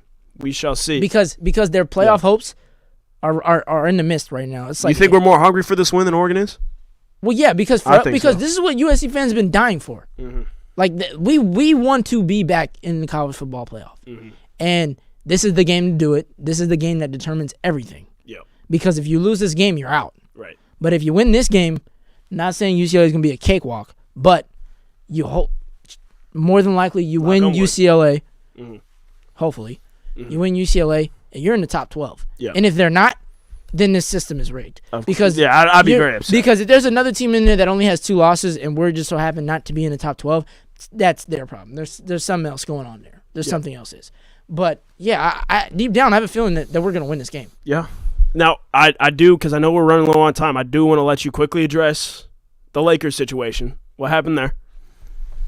The King's Court is back open. Oh my God. LeBron James came back tonight. Oh my God. And just like how I expected, he wasn't going to be the highest scorer on the team. That's what we have Luka for, who ended up dropping 37 points. And LeBron had 11 points. But you know what else he had? 12 assists. That is what you call playing off ball with LeBron James. Okay? He's the coach on the floor. You know, let these young guys go out there and do whatever. He's having fun. I mean, it was exciting to watch him. I will say in the first quarter, I was getting a little worried. Mm-hmm. I was getting a little worried. It came out slow. But Austin Reeves found his rhythm, who's almost averaging 30, by the way. And Luka's Luka. So I'm happy where I'm at. Yeah, Luka's Luka. Like, hey, I'm happy where I'm at with the Lakers right now. We're 10-4, 4th in the West. It's looking pretty good. It's still early in the season. Tatum, Frank. Sorry? So I was just saying that Luka Doncic is better than Tatum. Come on now. Both signed the Jordan brand, but we know who's better. What we talking about? I mean, yeah, we're not going to talk about. I want to get to this final topic. It's all good. So we're not going to talk about another time, Jude. We'll address this. Yeah, we're not going to talk about Jason Tatum. I might talk about this with you off camera. And Fadeaway Brown. We don't need to talk about them. But yeah, I was liking what I was seeing from all aspects of the floor. Even Bronny got in the game. Shot a 3-pointer. After JJ Redick. He shot a 3-pointer? Come on. You got to give it up to him. You know, JJ Redick was trying to encourage him to shoot. He was a little hesitant, and I get it. But he was able to go out there and knock down a 3. All right, man. That's what we're here for. Yeah, staying on the topic of basketball, Go ahead. We know the season. It's to give thanks. Kyle, I'm thankful for you, man. Yeah, I'm thankful for you. I'm thankful for this show. I'm thankful to be at USC right here at 8:35 p.m. talking everything sports. That's right. Now, Thanksgiving food. Okay. Very, it's an opinion-heavy topic. I want to go through our starting five, like position-wise, on the basketball floor. Let's start at center, go to the one, okay? All right. I'm going to start here. My center, right? Consistent. Big guy. He's gonna give you those big minutes. He's going to in my opinion, he's gonna be the one you're gonna find in the paint. He's gonna put that ball up there and again, consistency is what you want here. Now, like in the NBA, there aren't many good ones, right? You got to get this thing right. If you don't get it right, it's awful. It's cooked. It's dry. Literally. It's cooked. But if you do get it right, your team is infinitely better. Mm-hmm. Look at the Spurs. My 5, Thanksgiving turkey. Okay. What about you? I'm gonna have to agree with you there. There you go. He's a big guy down low in the paint, always gonna get it done. Mm-hmm. And if he wants seconds, he's gonna get it. So that's a good point. It's just different things like that. If you take off a piece from his game, it kind of throws the whole rhythm off for everyone else. Mm-hmm. But so far he gets the job done down low in the paint. Yeah. Or in this case, down low in the dish. There you go. But want to move on to the 2? Yeah. Or I don't know. You want me? Because I got my 2. Go ahead. You right. you do you. Again, I want someone who's going to be consistent, who can be applicable in all ways, right? I think mashed potatoes, I'm putting at the 2. All right? He's a compliment to the turkey. He's a compliment to really all dishes, right? He's a compliment to all dishes. But in reality, he's going to be that guy who is, it just makes sense to me. Mashed potatoes at my 2. What do you think? Interesting. I don't eat mashed potatoes, so You don't. Sorry. You don't eat mashed potatoes? I just don't. But for me, all right, top 5 Thanksgiving food. Yeah, I just don't. But for me, I'm gonna go with a 4 right here. Sorry, I said 2. 4. Yeah. I was going with 4 because the 4 and 5 can complement each other. That's what what I thought with mashed potatoes. But I want to hear where you're going here. This is at the duo. I'm going with ham. Ooh. And I think ham is a sleeper, similar to turkey, similar to the big guy, but not quite. Can do the job, not as much as him, but it also assists with the other side. Now I got a question about the ham. All right, if you have turkey and ham on the same team, starting on the same, that's 2 big personalities. Yeah. Different fans prefer different. Yeah. People. Yeah. Do you think that's going to be an issue on the floor? No, because they both know how to play their role. Can they complement each other? They can. That's the question. They can complement each other, but sometimes people pick and choose, and they pick and choose what they want. So you could have one or you could have both, but that's why they're there. They're there to be available for everyone else. All right. So then we'll go to the 3. Yep. This is interesting. 3, I'm going with yams. Ooh. Was it? Right, I got beans. I got beans, greens, potatoes, tomatoes, lamb, ham. You want some? Chicken, turkey, you name it. All right. Anyways. No, come on, that was fire. Don't do that. You got to play the sound now. Yeah. But if you have. I'm going with yams. There's some that's always, if you need them, they're always there. When you want them, they're always there. And it's not for everybody. But if you do want to taste it and you do want to see what that's looking like, you'll be able to see it because it's right there, and I guarantee you won't be disappointed. Okay. So that's why I got it 3. 2. Go. Listen, I agree with what you're saying. Yeah. At my 3 though, I got mac and cheese. Wow. Mac and cheese are the 3. Because at my 3, I want someone who, on his own, is going to be putting up points. He's going to be putting up numbers. All right. I think mac and cheese, top 2 dish, right? But you got to do it right. Yeah. I'm saying if we're talking really good mac and cheese, right? You got turkey in the paint, getting boards. He's consistent down there. He's a big man. He's always going to be there, complimenting the team. Mac and cheese, he can go off on a night. If he is having a good night, he's one of the best on the floor. Yeah. Right? Mind you, if you do mac and cheese and you put some like mustard. I can't do mustard in my mac and cheese. I don't know who does that. I've heard it. Oh, where you be hanging out at? Because I never heard that before. All right. Anyways, All right. hold on, real quick. I'm gonna switch actually yams, and stuffing. I'm gonna put stuffing at the 3, put yams at the 2, and then you know what? I'm going to number 1. That's right, mac and cheese. And the reason why, the mac and cheese for me, I'm gonna tell you why. The mac and cheese for me, it depends on how you make it and where you eat it at. Because the one can be everywhere, anywhere you need it to be, but it depends on the type. It depends on the type of the one. Pick. Hold on, I should let you keep going. No. But see, this is different though, because your perspective is gonna be different than mine. It depends what type of one you have. That's what I'm saying. That's why I think the 3 is so valuable. No, but it depends. Anything can be cooked a certain way. It's true. But anything can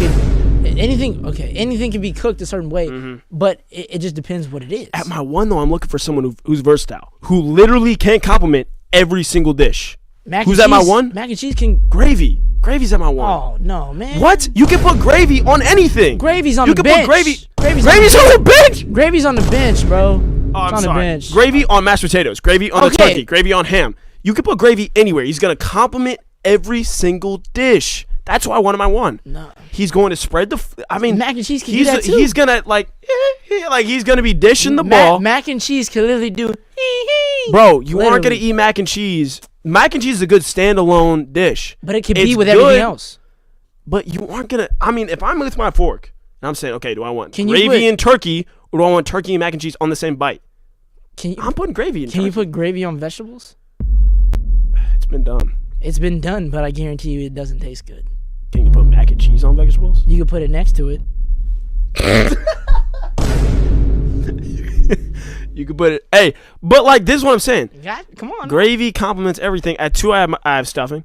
Okay. Which I think you probably agree with to some extent. Yeah. So that's what our top 5. That's the top 5. That's our starting 5. Our top 5 starting 5 food choices are for Thanksgiving. We're all thankful for everything. Yeah. And whatever you might be thankful for at home, keep being thankful for it. Yep. That's all the time we have here on the Taco Troy. Wishing everyone a happy Thanksgiving. Happy Thanksgiving. We will see you guys 2 weeks, I guess. 2 weeks. Yeah. If I'm not mistaken. Yeah. But you'll see us again. Peace. We'll be back. Peace. Fight on.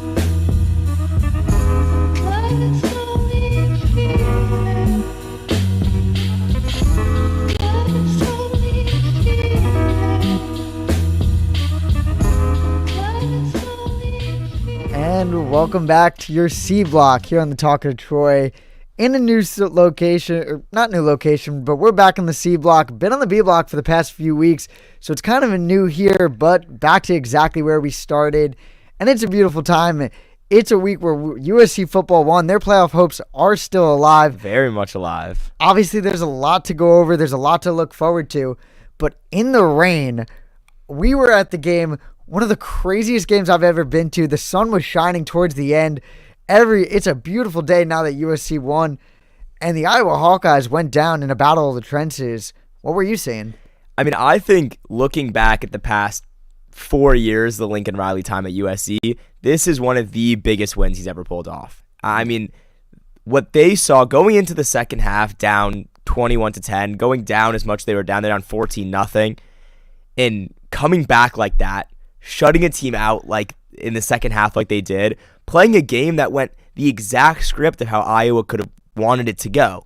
Because everyone's been saying USC can't play Big Ten football. You know, they're a soft West Coast school, and they came to LA and they saw whatever element you could ask for. You saw the rain, it was cold, it was windy, it was not the perfect conditions that people think that USC can only play in. And they came out in an Iowa script, and they beat them at it. They beat them at their own game. They beat them like you should in the Big Ten. They won a real Big Ten game, and I think that's huge for Lincoln Riley. I mean, yeah, watch the first 20, 25 minutes of game time. This was Iowa's game to lose. They were dominating on the ground.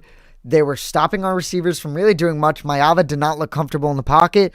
Our run game was getting maybe 2 yards a carry. Yeah, nothing. And Iowa continued to battle. And it was completely their game in the first half.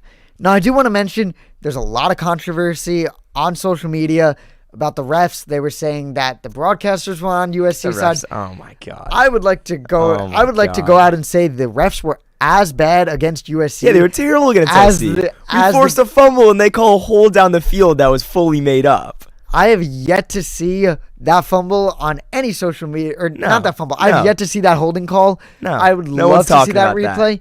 We had an illegal man downfield for the second time this season. We had a penalty called back on a 3rd and 10 in the red zone. Jacoby Lane made a ridiculous catch on the sideline that got called back. There was so many calls against USC that really should not have been. You could say the face mask, you could say the holdings, but hey, there was holdings on both sides. You will see it on Iowa's. They're bad refs. They're bad refs. It happens. We can't just go out and blindly blame that one team had all this bias going towards them when USC had terrible calls against them too. We got bad refs. That's what happens. That's how it works. But at the end of the day, you can play as much as you want. Your team puts up 0 points in the second half. You can't be expecting to win a football game. Absolutely not. The freshman Thanos coming up with a big play in the right place at the right time. But if you're going to win a ranked game in the rain, that's really what you have to be. That's what good teams do. They find ways to win. It doesn't have to look pretty all the time. It really does not have to look spectacular. But if you're going to find ways to win, you're going to not really just cheap out. If you're not going to give up on a game, then I think the 153 yards from one of the most ridiculous receivers I've ever seen, Mekhi Lemon, is going to get you to over that hump. I mean, seeing a rain game, seeing the downpour that we were sitting in, the fact that I could barely hold on to things, it was so wet, and then I see Mekhi Lemon going up in double coverage, making catches over guys. He's 5'11". I feel like people forget that. This guy's going up and winning one-on-one 50-50 balls against every team we play, and it's just wildly impressive. And also, I mean, it's just so big for Mayava because you can see how comfortable he is throwing Mekhi Lemon the ball. He throws into coverage to Mekhi Lemon because that's just the connection they have. That's the trust he has in this type of receiver, and it's how special Mekhi Lemon is at his position. It's so big to have for Jaden and for his comfortability. I mean, he is one of the most ridiculous players I've seen. I won't even handpick a game. I will tell you, go to last week, look up Mekhi Lemon highlights. You will see probably 5 contested catches. Oh my God, yeah. Unbelievable catches. I do not think many receivers in this country is making. The one thing I want to point out is we give a lot of slack to Lincoln Riley. We talk all about him, the good, the bad, the ugly, whatever it is. He has a ridiculous offensive mind. Absolutely. He has a great playbook. And some of those times, those plays have not come at the right time. We've seen it time and time again. Notre Dame. That Notre Dame call. But I do want to say that could have been a great play call. And I think that 4th and 1 call against Notre Dame could have been a great play call. You just have to know when to use it. We had a think Jaden Mayava was lined up on the outside. We have a wildcat formation. Beautiful time to use it. We had a shovel pass to our tight end on the goal line. Shovel pass on the goal line. That was nasty. A beautiful play call. That is what we need to see from Lincoln Riley. Knowing when to use the plays is better than having the plays, because I don't think any team will be able to outcoach Lincoln Riley on offense. It's just, is he on that day? I mean, I think looking at this game and what we saw, this is one of the most positive I've been towards Lincoln Riley walking out of a USC football game in a really long time. I mean, that second half turnaround, whatever he said in the locker room there at halftime, that might be genuinely a culture-defining moment for this USC football team. If, going back on what we were saying a couple weeks ago about fire Lincoln or get him out of here, if he does stay for the rest of his tenure and he really figures this out and brings USC back to what we expect it to be, we're going to look back at this halftime and we're going to look back at in the rain, in the conditions, in a true Big Ten game where it's a rushing attack, you're losing to an Iowa team at home, and you come out in the second half, you outscore them 16-0, pull off the win at home to keep yourself in the playoff conversation. If we can go and win next week, we're still going to look back to this halftime and the shift that was made there, and this could be a defining moment for what Lincoln Riley is as the head coach of USC and what this USC football team is for the next 5 years. Oh, for sure. And we've seen it before. Back in 2011, we saw the same script before. We had Lane Kiffin at that point. He needed a spark. He had so many allegations against him. He can't coach. He's too soft. This is not the USC team that it's been. They were going through a rough time in USC history, especially for being the dominant program that they are. This is the chance for Lincoln Riley to go into Eugene, shock the world, really silence that Oregon crowd, because it is going to be loud. Silence Oregon. It is going to be a difficult place to be in. And if you win that game, you not only put yourself in playoff contention and probably make it, you control your own destiny. You absolutely change the culture of USC football going into next year, going into the playoffs, and the sky's the limits at that point. Yeah, and I think that 2011 game, looking towards next week, looking towards that USC-Oregon game, I think we have to look at 2011, because if that doesn't give you hope, I don't know what does. If that situation is not exactly this, it was USC traveling to Oregon the year after Oregon made the national championship. Lane Kiffin was trying to solidify himself as the coach and as the guy. A team led by Matt Barkley, who I think is a very comparable quarterback to Jaden Mayava. You have two star wide receivers in Marquise Lee, who went on to win the Blitnikoff that year, and Robert Woods, who's also a first-round pick, just like how we have Mekhi Lemon and Jacoby Lane this year. And it was the same Oregon team. This is the number 4 team in the nation with a dominant rushing attack, and USC went in, they put up 38 points, and they pull off the win at Oregon. And I really think this is what we could see this weekend. I think what we saw in the second half, the defense that we saw put on against Iowa, because this Oregon team, it offensively isn't that great. It's a running team. It's a run-first team. And I really believe Dante Moore is one of the most overrated quarterbacks in football. I agree. I don't think this Oregon team is as good as people make it out to be. And let you say they're a running team, not like we haven't seen 3 of those in the past however many weeks. This is a team that we are built to genuinely compete against.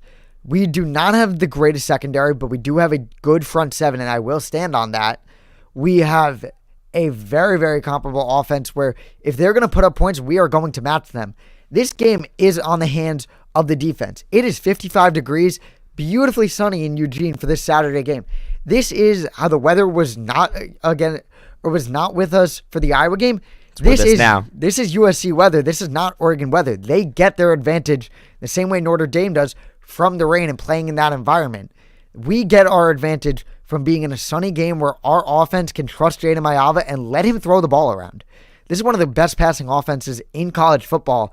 So if you're going to say our defense can play like they have in every second half the past 3 games, then who's saying this team can't compete with anyone? Absolutely, but I really think that's what the game's going to come down to, and it's because our passing game is unbelievable, and our offense is unbelievable, but their defense is pretty unbelievable too. This is the number 1 pass defense in the Big Ten, and it's going to be a challenge. It is going to be loud as all hell in that stadium. Jaden Mayava is not going to be able to hear a receiver on the sideline, and they're going to have to play through that against a very, very, very talented secondary, and I think that's what the game's going to come down to. And honestly, if we have one part of our game that we're going to bet on, one part of our game that we need to expose the best part of their team, it should be that passing offense, because You can have whatever corner you want. You can find whatever corner in the country. I'm taking Makai Lemon one-on-one. No one's going I'm taking Makai Lemon. He's going to get open. That guy's going to find a way to get open. And you know what? Go send 2 guys on him, because we have Jacoby landing the other side of the football that will beat you downfields like no one's business. We saw him do it against Notre Dame. We've seen him do it all year. And if they double Makai, which hasn't worked in any game this season, but if somehow they pull it off, this is an offense that can run. And if Lincoln Riley, like you said, he's had some good and he's had some bad. If he could find that good script, if he could make the right calls, this is a game that we can absolutely win. And this is a game that can fully 180 shift of what USC football is from a couple weeks ago when we lost that Notre Dame game and we thought all was ruined, to now we're here. We beat Nebraska, we beat Iowa, we beat Oregon at Oregon, and all we are is a UCLA home win away from making the playoffs and fully changing the narrative of what USC football is. Oh, for sure. And this is not a gimme by any means. Obviously, no, absolutely not. I don't even think the UCLA game is a gimme. It's conquest. It's a big game. But this has the ability to completely shift the mentality for, in my opinion, next year. I think coming in with new recruits, this is, hey, if we beat Oregon, we can compete with anyone in the Big Ten and beyond. And I think this offense is so deep that I do think they genuinely have the ability to do it. I think Luke McCray is great. I think Tanook Hines is great.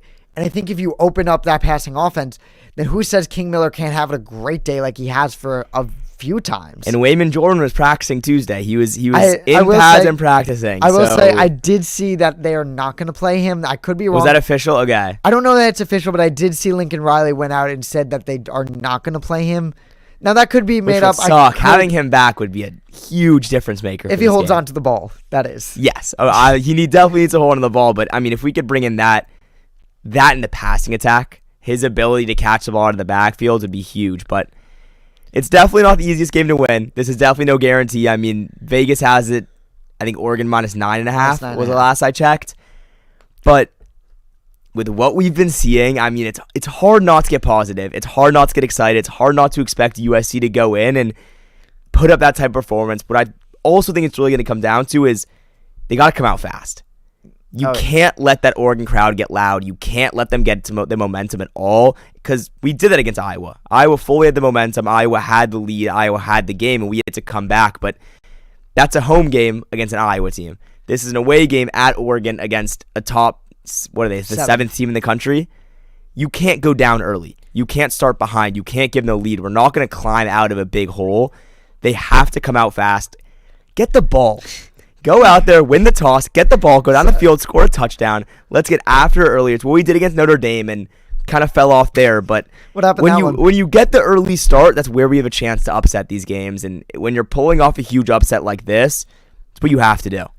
I completely agree. Obviously, it's going to be a 3:30 game time for my time when I'm watching it, week before my birthday. I'm excited for this one. It is I don't think I'll be the first to, and I'll ask your prediction very, very soon, very, very quickly before we move on. I don't think that Oregon has a 70% chance to win this game. I will pick Oregon to win this game. I don't think it is. Come on, have some hope. You can't go into it being that confident against a top 7 team. I do think we do have a great fighting chance. So I think if this was a home game, it'd be a very different story, and I think Austin's going to be very, very difficult to play in. However, I think Vegas has to respect it a little bit. Give them a 55-60% chance to win, because this is not going to be as much of a blowout as people say it is. I do not care about where we are playing. I do not care about what they are ranked. This Oregon team hasn't beat anyone this year. They beat a Penn State team that has now fired their head coach and is under 500. They lost to Indiana at home. They beat an Iowa team by only 2 points that is no longer ranked. USC is going to go into Autzen, and they are going to win this football game. This is going to be Lincoln Riley's moment. We then are just a UCLA game away from making the playoffs for the first time in forever. This is the chance, and I think they pull it off. I think this is the week. I just feel it. After what we saw last week, the performance the defense put on, I think this Oregon team is overrated. I know they're good. It's not going to be easy. This defense we're playing against is for real. But I trust Mayava. I trust Makai Lemon. I trust Lincoln Riley. I think we go in and pull off the win in Oregon. Listen, I love it. And there's a lot of playoff implications on the line. So I do want to talk about the college football playoffs. They recently came out.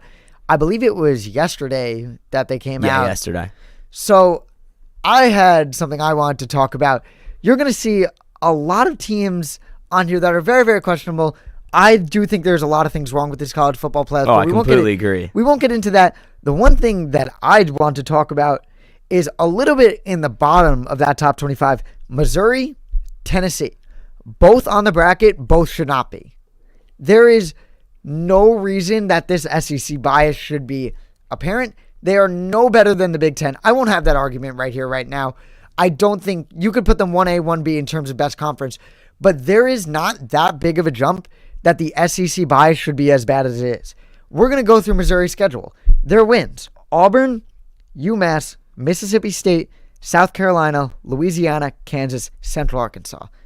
I don't think I named a single team over 500, and that gets them ranked.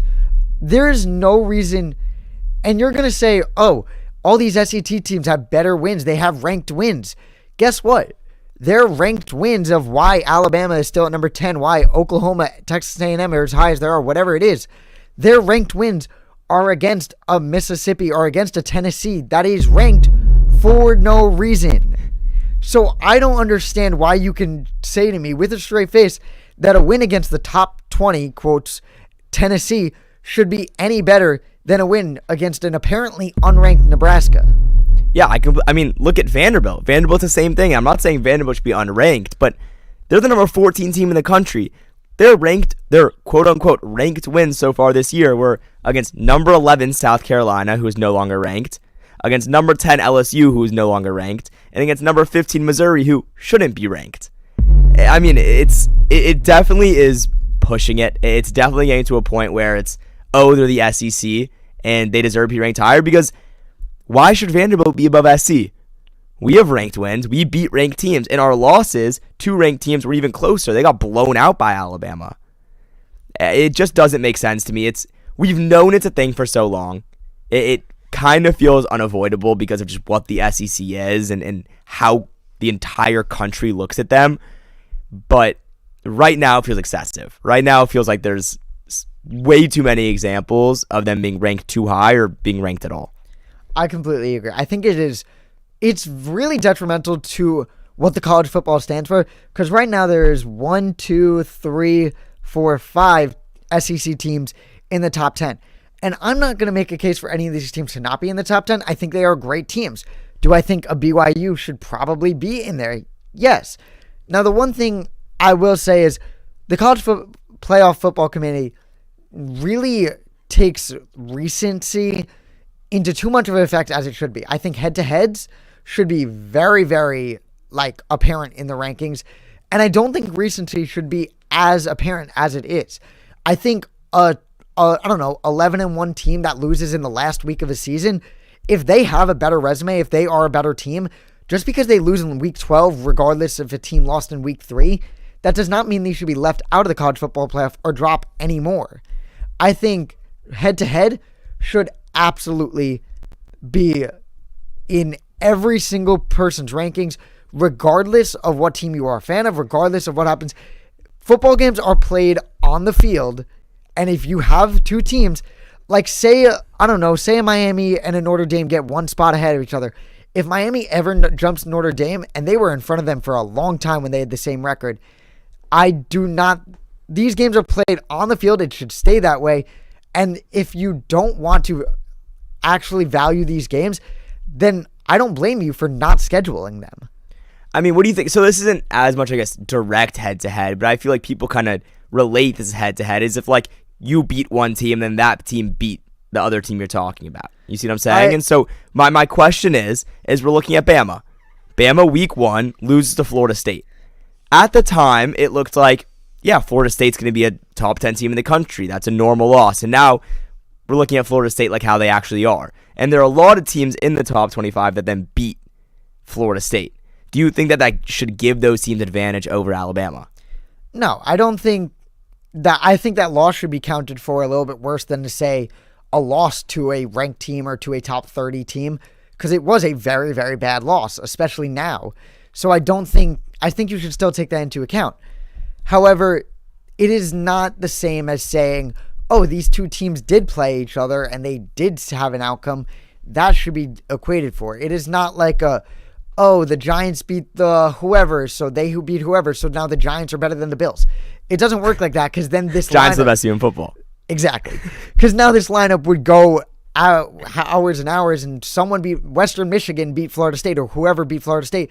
Now they're better than Alabama, and now Alabama's getting a little bit of slack for losing to a team that lost to Western Michigan. Because then it just gets too complicated, then it doesn't make sense.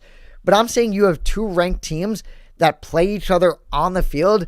There's no reason that if they have the same record, if the resumes line up, if it's close, there's no reason that that the team that lost should be 1 to 2 spots higher. And we've seen it time and time again. That's fair. I get that. I think that's fair. Moving on, a team that's not quite in the top 25, but is hoping that a new change might get them there. James Franklin is going to be the next head coach of Virginia Tech. What do you think? I love the signing. I think he's the first coach to coach in, I believe it was the SEC, Big Ten, and now ACC. Yep.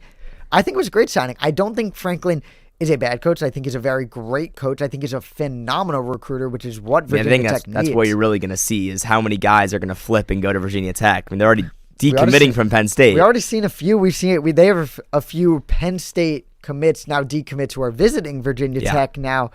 And I saw a lot of things online that said, oh, the Virginia Tech schedule next year is cupcake. I want to walk you through the schedule, because I would actually argue for what the ACC is. This is a very difficult schedule, and we can predict it a little bit. I think first week, I'm not even going to, I think it's Virginia something, very, very small school. They're going to get a win in week 1. James Franklin's going to get his first win against Enter Sandman. It's going to be fun for the 2026 season. Old Dominion, still an easy win. Their little warm-up games, obviously. Maryland, that is a Power 4 game. They're towards the bottom of the Big Ten. I think Virginia Tech can hypothetically come out with a win, but I don't think that is a gimme. No, I don't think it's a gimme at all. I mean, it's a team that's ranked this year. It's going to be a competitive game no matter what. Definitely not a gimme. Definitely not an easy game. Yeah. James Madison is a team that is ranked. It is a non-power, it is a group of 5 team that is looked really, really good. That is not an easy non-conference game. No, because, I mean, especially when you're comparing it to Old Dominion and VMI, James Madison's a relatively real game. Yeah, exactly. And then we get to the ACC, and I think this is a really, really tough draw. I'm going to go down quickly, and then we can go down whatever, one-on-one. Virginia, Georgia Tech, NC State, Pitt, Miami, Boston College, Cal, and Clemson. A lot of difficult teams. Clemson, no matter how you draw it, no matter this year, they're always going to be a phenomenal football team that has so much talent. Yeah. Miami is Miami. We have Pitt, who is a ranked team, who is a very, very good team. We have Georgia Tech and Virginia, who are both ranked teams. And then we have teams sitting at the middle of the ACC. Yeah, Cal's right in the middle. Exactly. NC State is towards the bottom, but still has potential, especially with some of their recruiting. And Boston College is great. They get a win. Okay. So this is not an easy schedule by any means. There's a very real world where Virginia Tech doesn't get any better than what they did this year. And can you really blame James Franklin? Or is this schedule not as easy as people say it is? I mean, I think a couple. One, they're playing the 5 consistent best teams, or at least usually consistently at the top of the ACC, which is definitely a tough schedule. But I think why so many people are saying, James Franklin's walking into such an easy schedule is because look at the Penn State schedule from this year. I mean, you look at the preseason Penn State schedule, they're playing Oregon's a top 10 team, Ohio State, Indiana, they're playing so many better teams in the Big Ten that now for James Franklin, if you're a head coach and you're looking at, they have 3 games this year that are harder than any game James Franklin will have next year. And so I think comparing it to that Penn State schedule makes it look a lot easier, but also I kind of have a lot of faith in James Franklin. I really think that the transfer portal class we see him pull into Virginia Tech is going to be unbelievable. I think there's going to be so many guys around the country that just love him as a person and love him as a head coach and are going to want to play under him. And now they have the opportunity to, because he has basically a full roster of spots to fill. right? I assume that this team is going to be a complete 180-degree switch from the players that are on it this year to the players that are on it next year, because he's going to bring in everyone he wants. And the ACC just isn't that good. And a lot of the teams that even we start to hype up, we start to think are really good, or then they play out of conference, they play real teams, and they drop off. Or the season just gets too long for them, or whatever happened to Clemson and what we thought they were going to be to what they ended up being. I really think that James Franklin, it probably won't happen in the first year, and I expect some struggles, but everywhere this guy has gone, he's found success. He turned Penn State into a team that before him was 7 to 8 wins a year to being 11, even 12 wins a year, being a consistent playoff team. And he could never get over the hump. He could never win the big game, but he got them there. He turned that program around, and I wouldn't be surprised if he brings this Virginia Tech team back to a consistently ranked team. I think that's what he needs. I think he needed a change of scenery. I think he needed a fan base who won't just love the Penn State brand. They'll love him as a person. Yeah. And I do love what you said about that transfer portal, because that has become such a big thing in college sports. Huge. Where now you're going to have 4 stars. You're going to have talent that is coming to play for James Franklin. And for a Virginia Tech team that maybe is filled with 2 and 3 star players, that is going to be such a draw for some of these higher players. They're going to be like, hey, we want to start right away. And James Franklin will give us a chance to do that. Let's go turn around a program with a great entrance, a great atmosphere, and a really fun place to be. Yeah, and if you don't think this Virginia Tech school is loving James Franklin, I'm currently on their website, just the Virginia Tech Hokie Sports website. They have a full tab at the top that just says Meet James Franklin. No, they that do you not. click on, and it is just a giant picture of James Franklin and giving you all the information about him. And so if you don't, this school is fully accepting him. This is the best hire they could have dreamed of. I really think that when you are a school like this, getting James Franklin to fall into your lap is a gift. I think this was the best scenario that possibly could happen for them to turn around in the fastest way possible. I will like to say that website and page is very real. It is real. real. It is very real. Very interesting that they decided to do that. So I think this will be a good signing. I think it's a lot of fun to see. Just to see him in an interesting new environment. See him in the ACC, see him where he's not really the head spotlight of the country. And I think it'll kind of be fun to see what he does kind of underground under the social media. And that first Welcome Sandman is going to be electric. Now, does he start coaching like right away? Like, is he now coaching next week? No, I don't think he's going to coach till next there year. I'm assuming there's an interim until next year. Okay. You can't bring him in mid-season. That's what I feel like. That's a horrible idea, because then you just change the culture. Yeah, no, for next year. It's definitely next year. It's definitely next year. That's what I would hope. Now, we only have a few minutes left, so I'm going to go very quickly. I don't want too much explanation. I don't want this or that. I want your MVP for the NFL. My MVP, and this pains me to say as a Seahawks fan, and I was at the game last week and I watched it, but at this point in the season, I have to say my MVP is Matthew Stafford. Shocking. I have to say it's Matthew Stafford. We have the same one. That is Do we really? shocking. Yes. Oh my God. I mean, it's what he's done in that offense, how he controls that offense, and he has 27 touchdowns and 2 interceptions. Yeah. That's just an absurd stat to have at this point of the year. They're a great team, although the Seahawks should have won that game. We totally outplayed them. We're a better overall team, but we don't need to get into that. But Matthew Stafford has been carrying that team, has done everything for that team, because that rushing attack is not good. No, it is not good at all. This is Matthew Stafford's team. He carries that offense, and he is just dominant. I completely agree. I think the things he is doing, especially at his age, especially with the team around him, is ridiculous. Ridiculous. He is such a phenomenal... he has so much IQ of the game. He reads the field so much better than anyone I've seen this year. And do I want to bet against Patrick Mahomes if he turns it around this season? No. Do I love myself a little bit of Drake May? Not really. However, as a Giants fan, no, I do not love how Drake May is playing, although he's very, very good. But I think that what the Rams are doing is so much relying on what Matt Stafford is performing, what he is giving to that offense, that I really don't see the case for anyone else at this moment. I completely agree, and I think Stafford should be it. But I think since we agreed, I want to give one shout out. And my shout out, I had to say a Rams guy, so I got to come back. I got to give my shout out to JSN. Okay. I know he's a wide receiver. I know he's probably not going MVP, but the impact, if we're talking about value, if we're talking about who is providing the most value to their team, JSN is right there with anyone else in football. What he is doing for the Seahawks team, how he is changing this offense. Because you take JSN out of this offense, and it is dropping from one of the best in football to one of the worst in football. Yeah. That is what he is providing for this offense. He's leading the NFL in receiving yards. He's 4th in receptions. He has 5 touchdowns. And he's just unguardable. He's unguardable. I think there's a lot of people. This is really a year where I do think a position player can actually win it. And I think Jonathan Taylor has a case. Yeah, Jonathan Taylor does have a case. If you really want to go that route, I think Myles Garrett has a case. If he breaks the record, if he keeps this pace up, he has a case. But my issue is we're arguing most valuable player. And he had 5 sacks, and they lose. But they would have lost by 40. True, but like we cannot be giving MVP to an edge rusher on a team that's 2-9. Yeah. I love Myles Garrett. That's the defensive player of the year. He's probably going to break the sack record, but cannot be giving an MVP to a team that's starting Shadur Sanders this week. That's fair enough. I do not blame you. But the NFL season is wrapping up a little bit. We're getting to the later part of the year. Playoff brackets are starting to form. Mock drafts are starting to form, unfortunately. But that is going to be it here on the C Block. Stay tuned because we do have a very exciting D Block for you. And we will see you after Thanksgiving in December.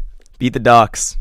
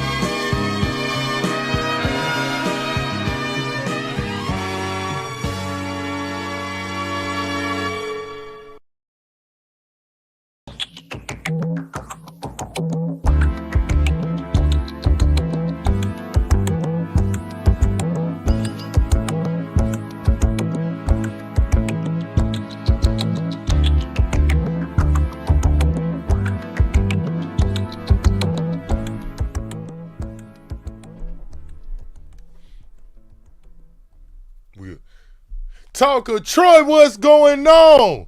You with your D block right here with your host, Drew Richmond. And I got a very special, not guest, but I'm glad you can join me, man. You the legend around here, Jude. I'm going to keep it real. But it starts with this legendary segment. Come on. It starts with this legendary segment. Eye in the sky with the retired guy. It's almost perfect timing. This D block where you get to get some expert eyes right here. And it's a special guy I want to talk about on this episode right here, Shedeur Sanders. I want to talk about his game against the Ravens, where I saw some flashes. But right now in the media, his coaches didn't get him prepared. He didn't get the opportunity. It's an old saying goes, Jude. Stay ready so you ain't got to get ready. Be ready so when your opportunity meets preparation, you prepared. And you came out with an L. Something wasn't right. Preparation wasn't there. And I want to look at it and talk about it. Right here, Jude, we start the first play where he was in the game. Play action pass. Good pass. He get his juices flowing. I love that about Shedeur. One thing about him, he got that confidence and he knows where to go with the ball. He's coachable. He going to do what he taught to do, go through his progressions right here. And this was a good example. Go to the next play right here. Late in the game right here, kind of pocket breaks down. He get out the pocket, able to escape right here. Another playmaker. That's what he's able to do, and that's what people love, what he's able to bring to the game, their playmaking ability. Shedeur, I need you to keep that. Keep that at the forefront. Don't turn yourself into a robot. Play the game. This what you do best. Play the next play right here. This is pausing. This where it get fishy right here. Rewind it just a little bit from the top for me, Jude. There you go. It's okay. That's okay. Rewind that play for me. There we go. There we go. Right here. So it's called pre-snap eyes right here. This where I feel like Shedeur could be better with his pre-snap eyes. That ain't got nothing to do with getting first team reps. They don't got nothing to do with being with the first team, but everything to do with film, preparation. I want y'all to see this DB right here at the top of the screen right here. I want you to notice he's inside leverage.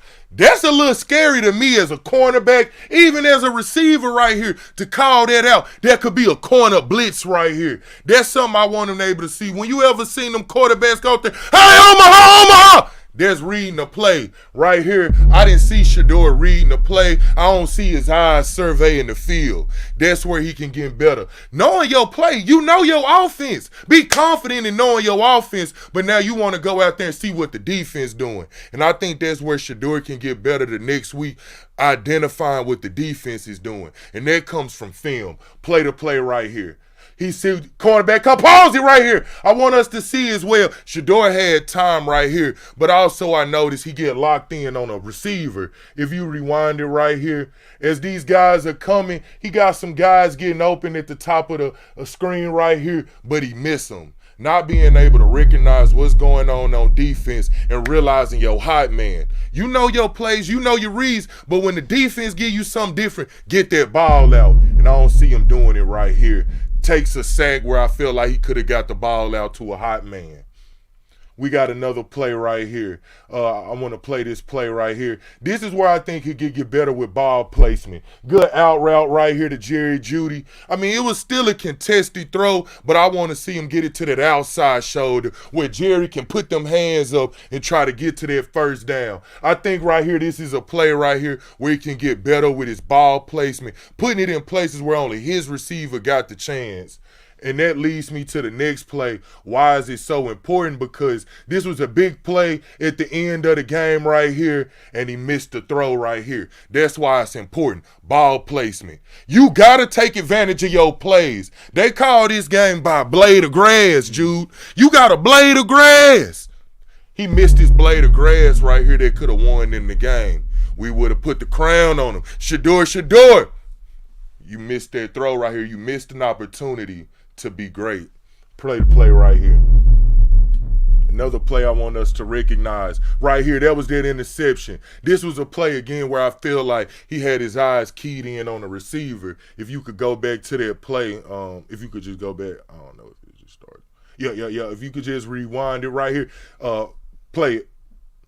Pause it right here. He had a guy right here at the bottom of the screen right here. Could have turned it upfield and got him 6-7 yards. Shedeur is always looking for the big play. And 6-7 big dog. Yeah. Take what you can get. Take your 6-7 yards. Fight to live another down. I also see him trying to force it. We get you a playmaker, but play the game. Take it when you can and play the game when it's time. Right here was an opportunity. You could have got 6-7 yards. Fight to live another down. And right here you missed it through an interception. And I felt like Shedeur, that could have been a situation that could have changed the game. We got a few more plays that I feel like could have been some difference makers right here. Right here, throwing the ball in the double coverage. If you just rewind it for me right there as well. You had number 19 right here. Shedeur, see the whole field. I know you doing what you've been taught. I know you want to play within the offense, but hey, when it's time to make plays, you got to make plays. Don't force them, but make them. And that's what I'm saying right here. This is a play where you don't have to go to where coach say, because you see a guy open. Shedeur, take what's open. Take what's open. Right here, let's get to the next play right here. This was another play late in the game where, again, I just see him forcing throws right here with four defenders right here. If you just rewind it right just a little bit for me, you can play the play. You got guys right here open. I want you to take what you can, Shedeur. Let your playmakers be playmakers. Trust them. You don't have to go get it all on the first down, second down. Let your guys touch the ball and make something happen. Play the play right here. And we got one last final play right here. If this Shedeur can emulate this play right here, this was a big, deep play right here. First down over the middle.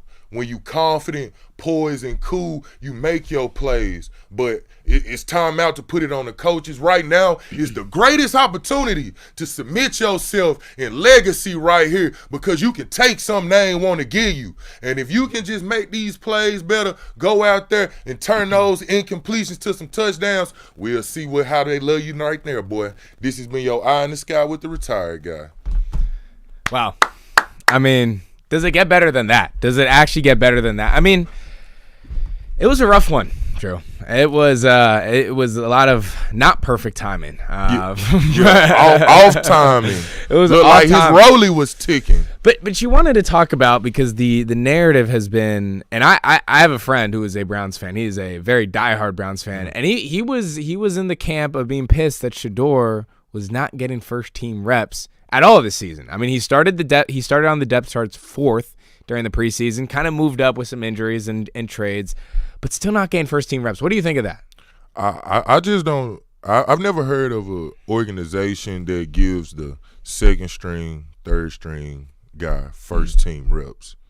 You normally get your reps with that second team when it comes in, and I think that's the big thing of why we love Tom Brady, right? Mm-hmm. When he got his chance, when the starter got hurt, Tom Brady come in. That's the excitement that you give. The thought of being unprepared, but you go out there and show what you can do. So what would you make? I mean, there was a lot of ugly, there was some bad, and there was some good, or a little bit of good. Did he look prepared? Could he have been more prepared? I think he could have been more prepared. I think it comes from extra film study. I just saw where he could be more prepared, making better throws, and not just being robotic. I just feel like he's battling right now this kind of wanting to be coachable, stuff that don't matter, basically. Like, all that matters is being able to make them throws at the end of the day, not doing exactly what the coach said, because you the one out there throwing it. You know what I mean? Well, they play the Raiders this week, so it should be I don't want to say easier, because the Ravens have also had struggles on defense, but it should be a little bit easier. He's getting his first start. It ain't gonna be no easier. He still got Max Crosby coming off the edge. Yeah, that's true. You know what I'm saying? They still. And again, that's what I'm saying. If he don't clean up this week, those blitzes, not being able to identify them blitzes, it's over. Yeah. They going to be sending the house at him for the rest of the year. Yeah. Because they going to say, he can't read. You know what I mean? So, he's getting some excuses right now from the media, but he got about 2 or 3 more weeks to kind of make those same plays. 2-3 weeks. You're only giving him 2-3 weeks. Yeah, you only got 2 or 3 weeks. But what about another offseason? Not another offseason. No? To continue to again, not be able to identify blitzes when teams continue, like when they see that, that's what the league says. It's a copycat league, and even I think you said it maybe about Sam Darnold. He's never really played well against the Rams. Or just in big time games for that fact. You know what I mean? Yeah. So they studying that. Yeah. What's the mix up? Yeah. And I think the thing on Sam Darnold, he can't handle the blitz. Now, do you think that preparation and talking about Shedeur, like, do you think the preparation when it comes to the film room and stuff, do you think that has got a little bit lost when it comes to the college football scene and the way that it's kind of transitioned to a more modern era where we've seen it almost act like more like an NFL and it's been less about the development of players but more about where the money you can get? I believe where Shedeur preparation comes in, he's not being around great leaders, veterans. And that's what I'm saying. It's not tough, yeah. it's not the reps out there on the field gonna do it, because you can't always emulate what's going on film. I don't think he's having the right people around him showing him how to watch film, especially at the NFL level. But does that not happen earlier than the NFL level? Like, I mean, I'm curious, honestly. You played at Tennessee, you played at USC. I know you didn't play quarterback. You probably had an arm yourself. But I'm saying, does that I feel like that happens at the college level. I know high school, you're probably just getting by, just being the athlete that you are. Does that not happen at the college level? I feel like you kind of learn how to break down film, and then once you get to NFL, it's just a little more advanced. I mean, you understand but you watching college film. Yeah, no, I mean, I get that. So the looks not as exotic, 100%. though. But guys but the principles. But the principle, it'll be a certain thing, just even kind of like the corner blitz, right? Like in college, they would teach the receivers to alert the quarterback of that, because the receiver can see it. Yeah. But at the NFL level, that's something that I get what you're saying. I get what you're saying. So I don't know if he's unprepared because there's not people around him able to help him take it up a notch in what he's seeing on the field. So that's where I think the preparation, not that he might not be putting in the time and different things like that, but I don't see somebody teaching him the tricks of the trade. Yeah. You know what I mean? To see, because what I see him doing right now, he's just worried about his progressions, making sure that he getting the play right, those things. But that should be should be the second nature. You know what I mean? What you should be alert to is what the defense is doing. Yeah. I do think it speaks volumes because you look at the quarterback room and it's Dylan Gabriel, it's Shedeur Sanders. Deshaun Watson, he's injured. They don't have Kenny Pickett anymore. Joe Flacco got traded. So, yeah, to your point, there's not leadership in that quarterback room to even help him because it's really just two rookies. And I think that more falls on, and not just Kevin Stefanski, but the Cleveland Browns and how mismanaged they've mismanaged quarterbacks for, since 2000 or even before that. Like, they've never really had a consistent quarterback play. But you drafted two guys, and I feel like this is almost what everyone expected to happen. But the Cleveland Browns didn't see it this way. Did you, like, when you saw them draft a guy like Dylan Gabriel in the 3rd round and then get Shedeur in the 5th round, did you even think this was going to work? I mean, you want to see competition. Yeah, and true. At the end of the day, But is it competition or is it craziness? Because, like, you're drafting now 2 college quarterbacks back-to-back. Sure, maybe it is competition because you want the 2 young guys to really fight for a spot. But at the same time, it almost, to me, shows – we're not confident in a Dylan Gabriel. We're also not confident in Shedeur Sanders. We're just throwing something at the wall and hope that helps. I mean, absolutely. Now it's competitive. Yeah. So I mean, the guys that are there are there for a reason, and that's kind of it's hard to go get somebody off the couch. That's true. So I feel like they worked with what they had, and maybe it's been some things within the front office, but even specifically to Shedeur, the mentors that he's even had, the Tom Brady. So I think with him, he need to try to get with those guys and see how he can hammer down those little details. Yeah. That's what I see missing. And, it'll come with bullets, but, I think his alert level could just raise a little bit. I think, like you mentioned, you gave him 2-3 weeks. I say, you know what, just throw him out there the rest of the season. I mean, obviously don't go. You gotta go through the fire. I mean, that's the whole point. In journalism, you got to get experiences to be able to learn how to become a better journalist. It's the same as being a quarterback. Obviously, very more complex. You're reading film. There's a lot more technique that comes to it. So I think to give him 2-3 weeks as a rookie quarterback might be a little tough. But I do agree. Like there are those little things. You know why? Because he was a 5th round quarterback, and that's what I'm saying. Okay, like, I see what you're saying. You don't have this leverage anymore. Like the story of kind of people doing you wrong. Yeah. You know, Dion's son. Yeah. You're here now. Yeah, you're here now. Yeah. And, it's the NFL. Yeah. So you not making those plays, they're going to say, that's why you did not start the season. True. No, I mean, that's true. Being a 5th round pick, you have less opportunity. True enough, you've had, 10 weeks to prepare now? Yeah. You had 10 weeks to get yourself together, for this one moment. Yeah. And you've been saying you ready. So, you're going to have to go out there and win 4-5 games. You have to go ball. You did exactly what Dylan Gabriel did. So, it's true. It's true. Your leash is a lot shorter. Drew, since this is the last Wednesday episode and we won't have one before Thanksgiving, what is a Drew Richmond Thanksgiving looking like? Ooh, I'm glad you asked. We gonna go fried catfish. Fried catfish? Fried catfish. Are we frying some turkey too? Look, we're in the South now. I've been hearing what y'all be talking about. In the South, we do Thanksgiving a little different. All right. Turkey, turkey just there to say it's turkey and dressing on Thanksgiving. Yeah. You ain't really coming for the turkey and dressing in the South. You coming for your my mama fried chicken. Then you gonna have Unc on the grill cooking some ribs and burgers, cause that's just what we do in the South. Yeah. You know what I'm saying?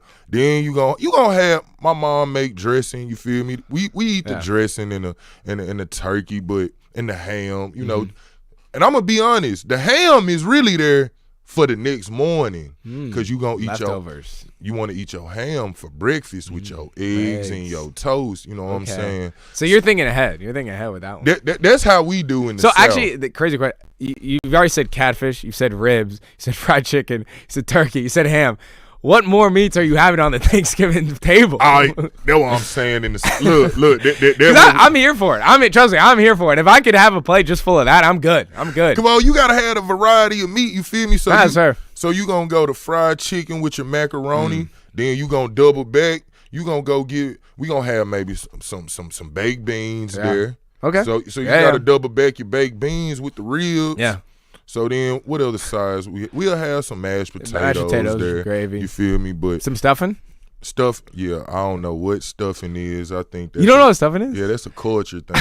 It honestly is probably a white person. I'm not gonna lie. Yeah, I'm gonna be real with you.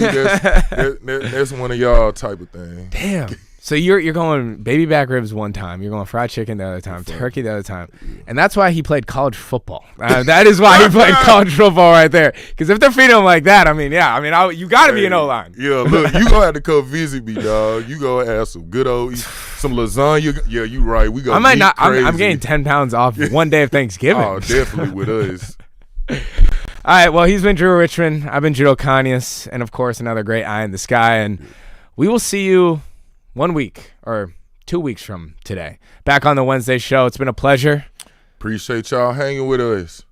Talking true, we out. We out.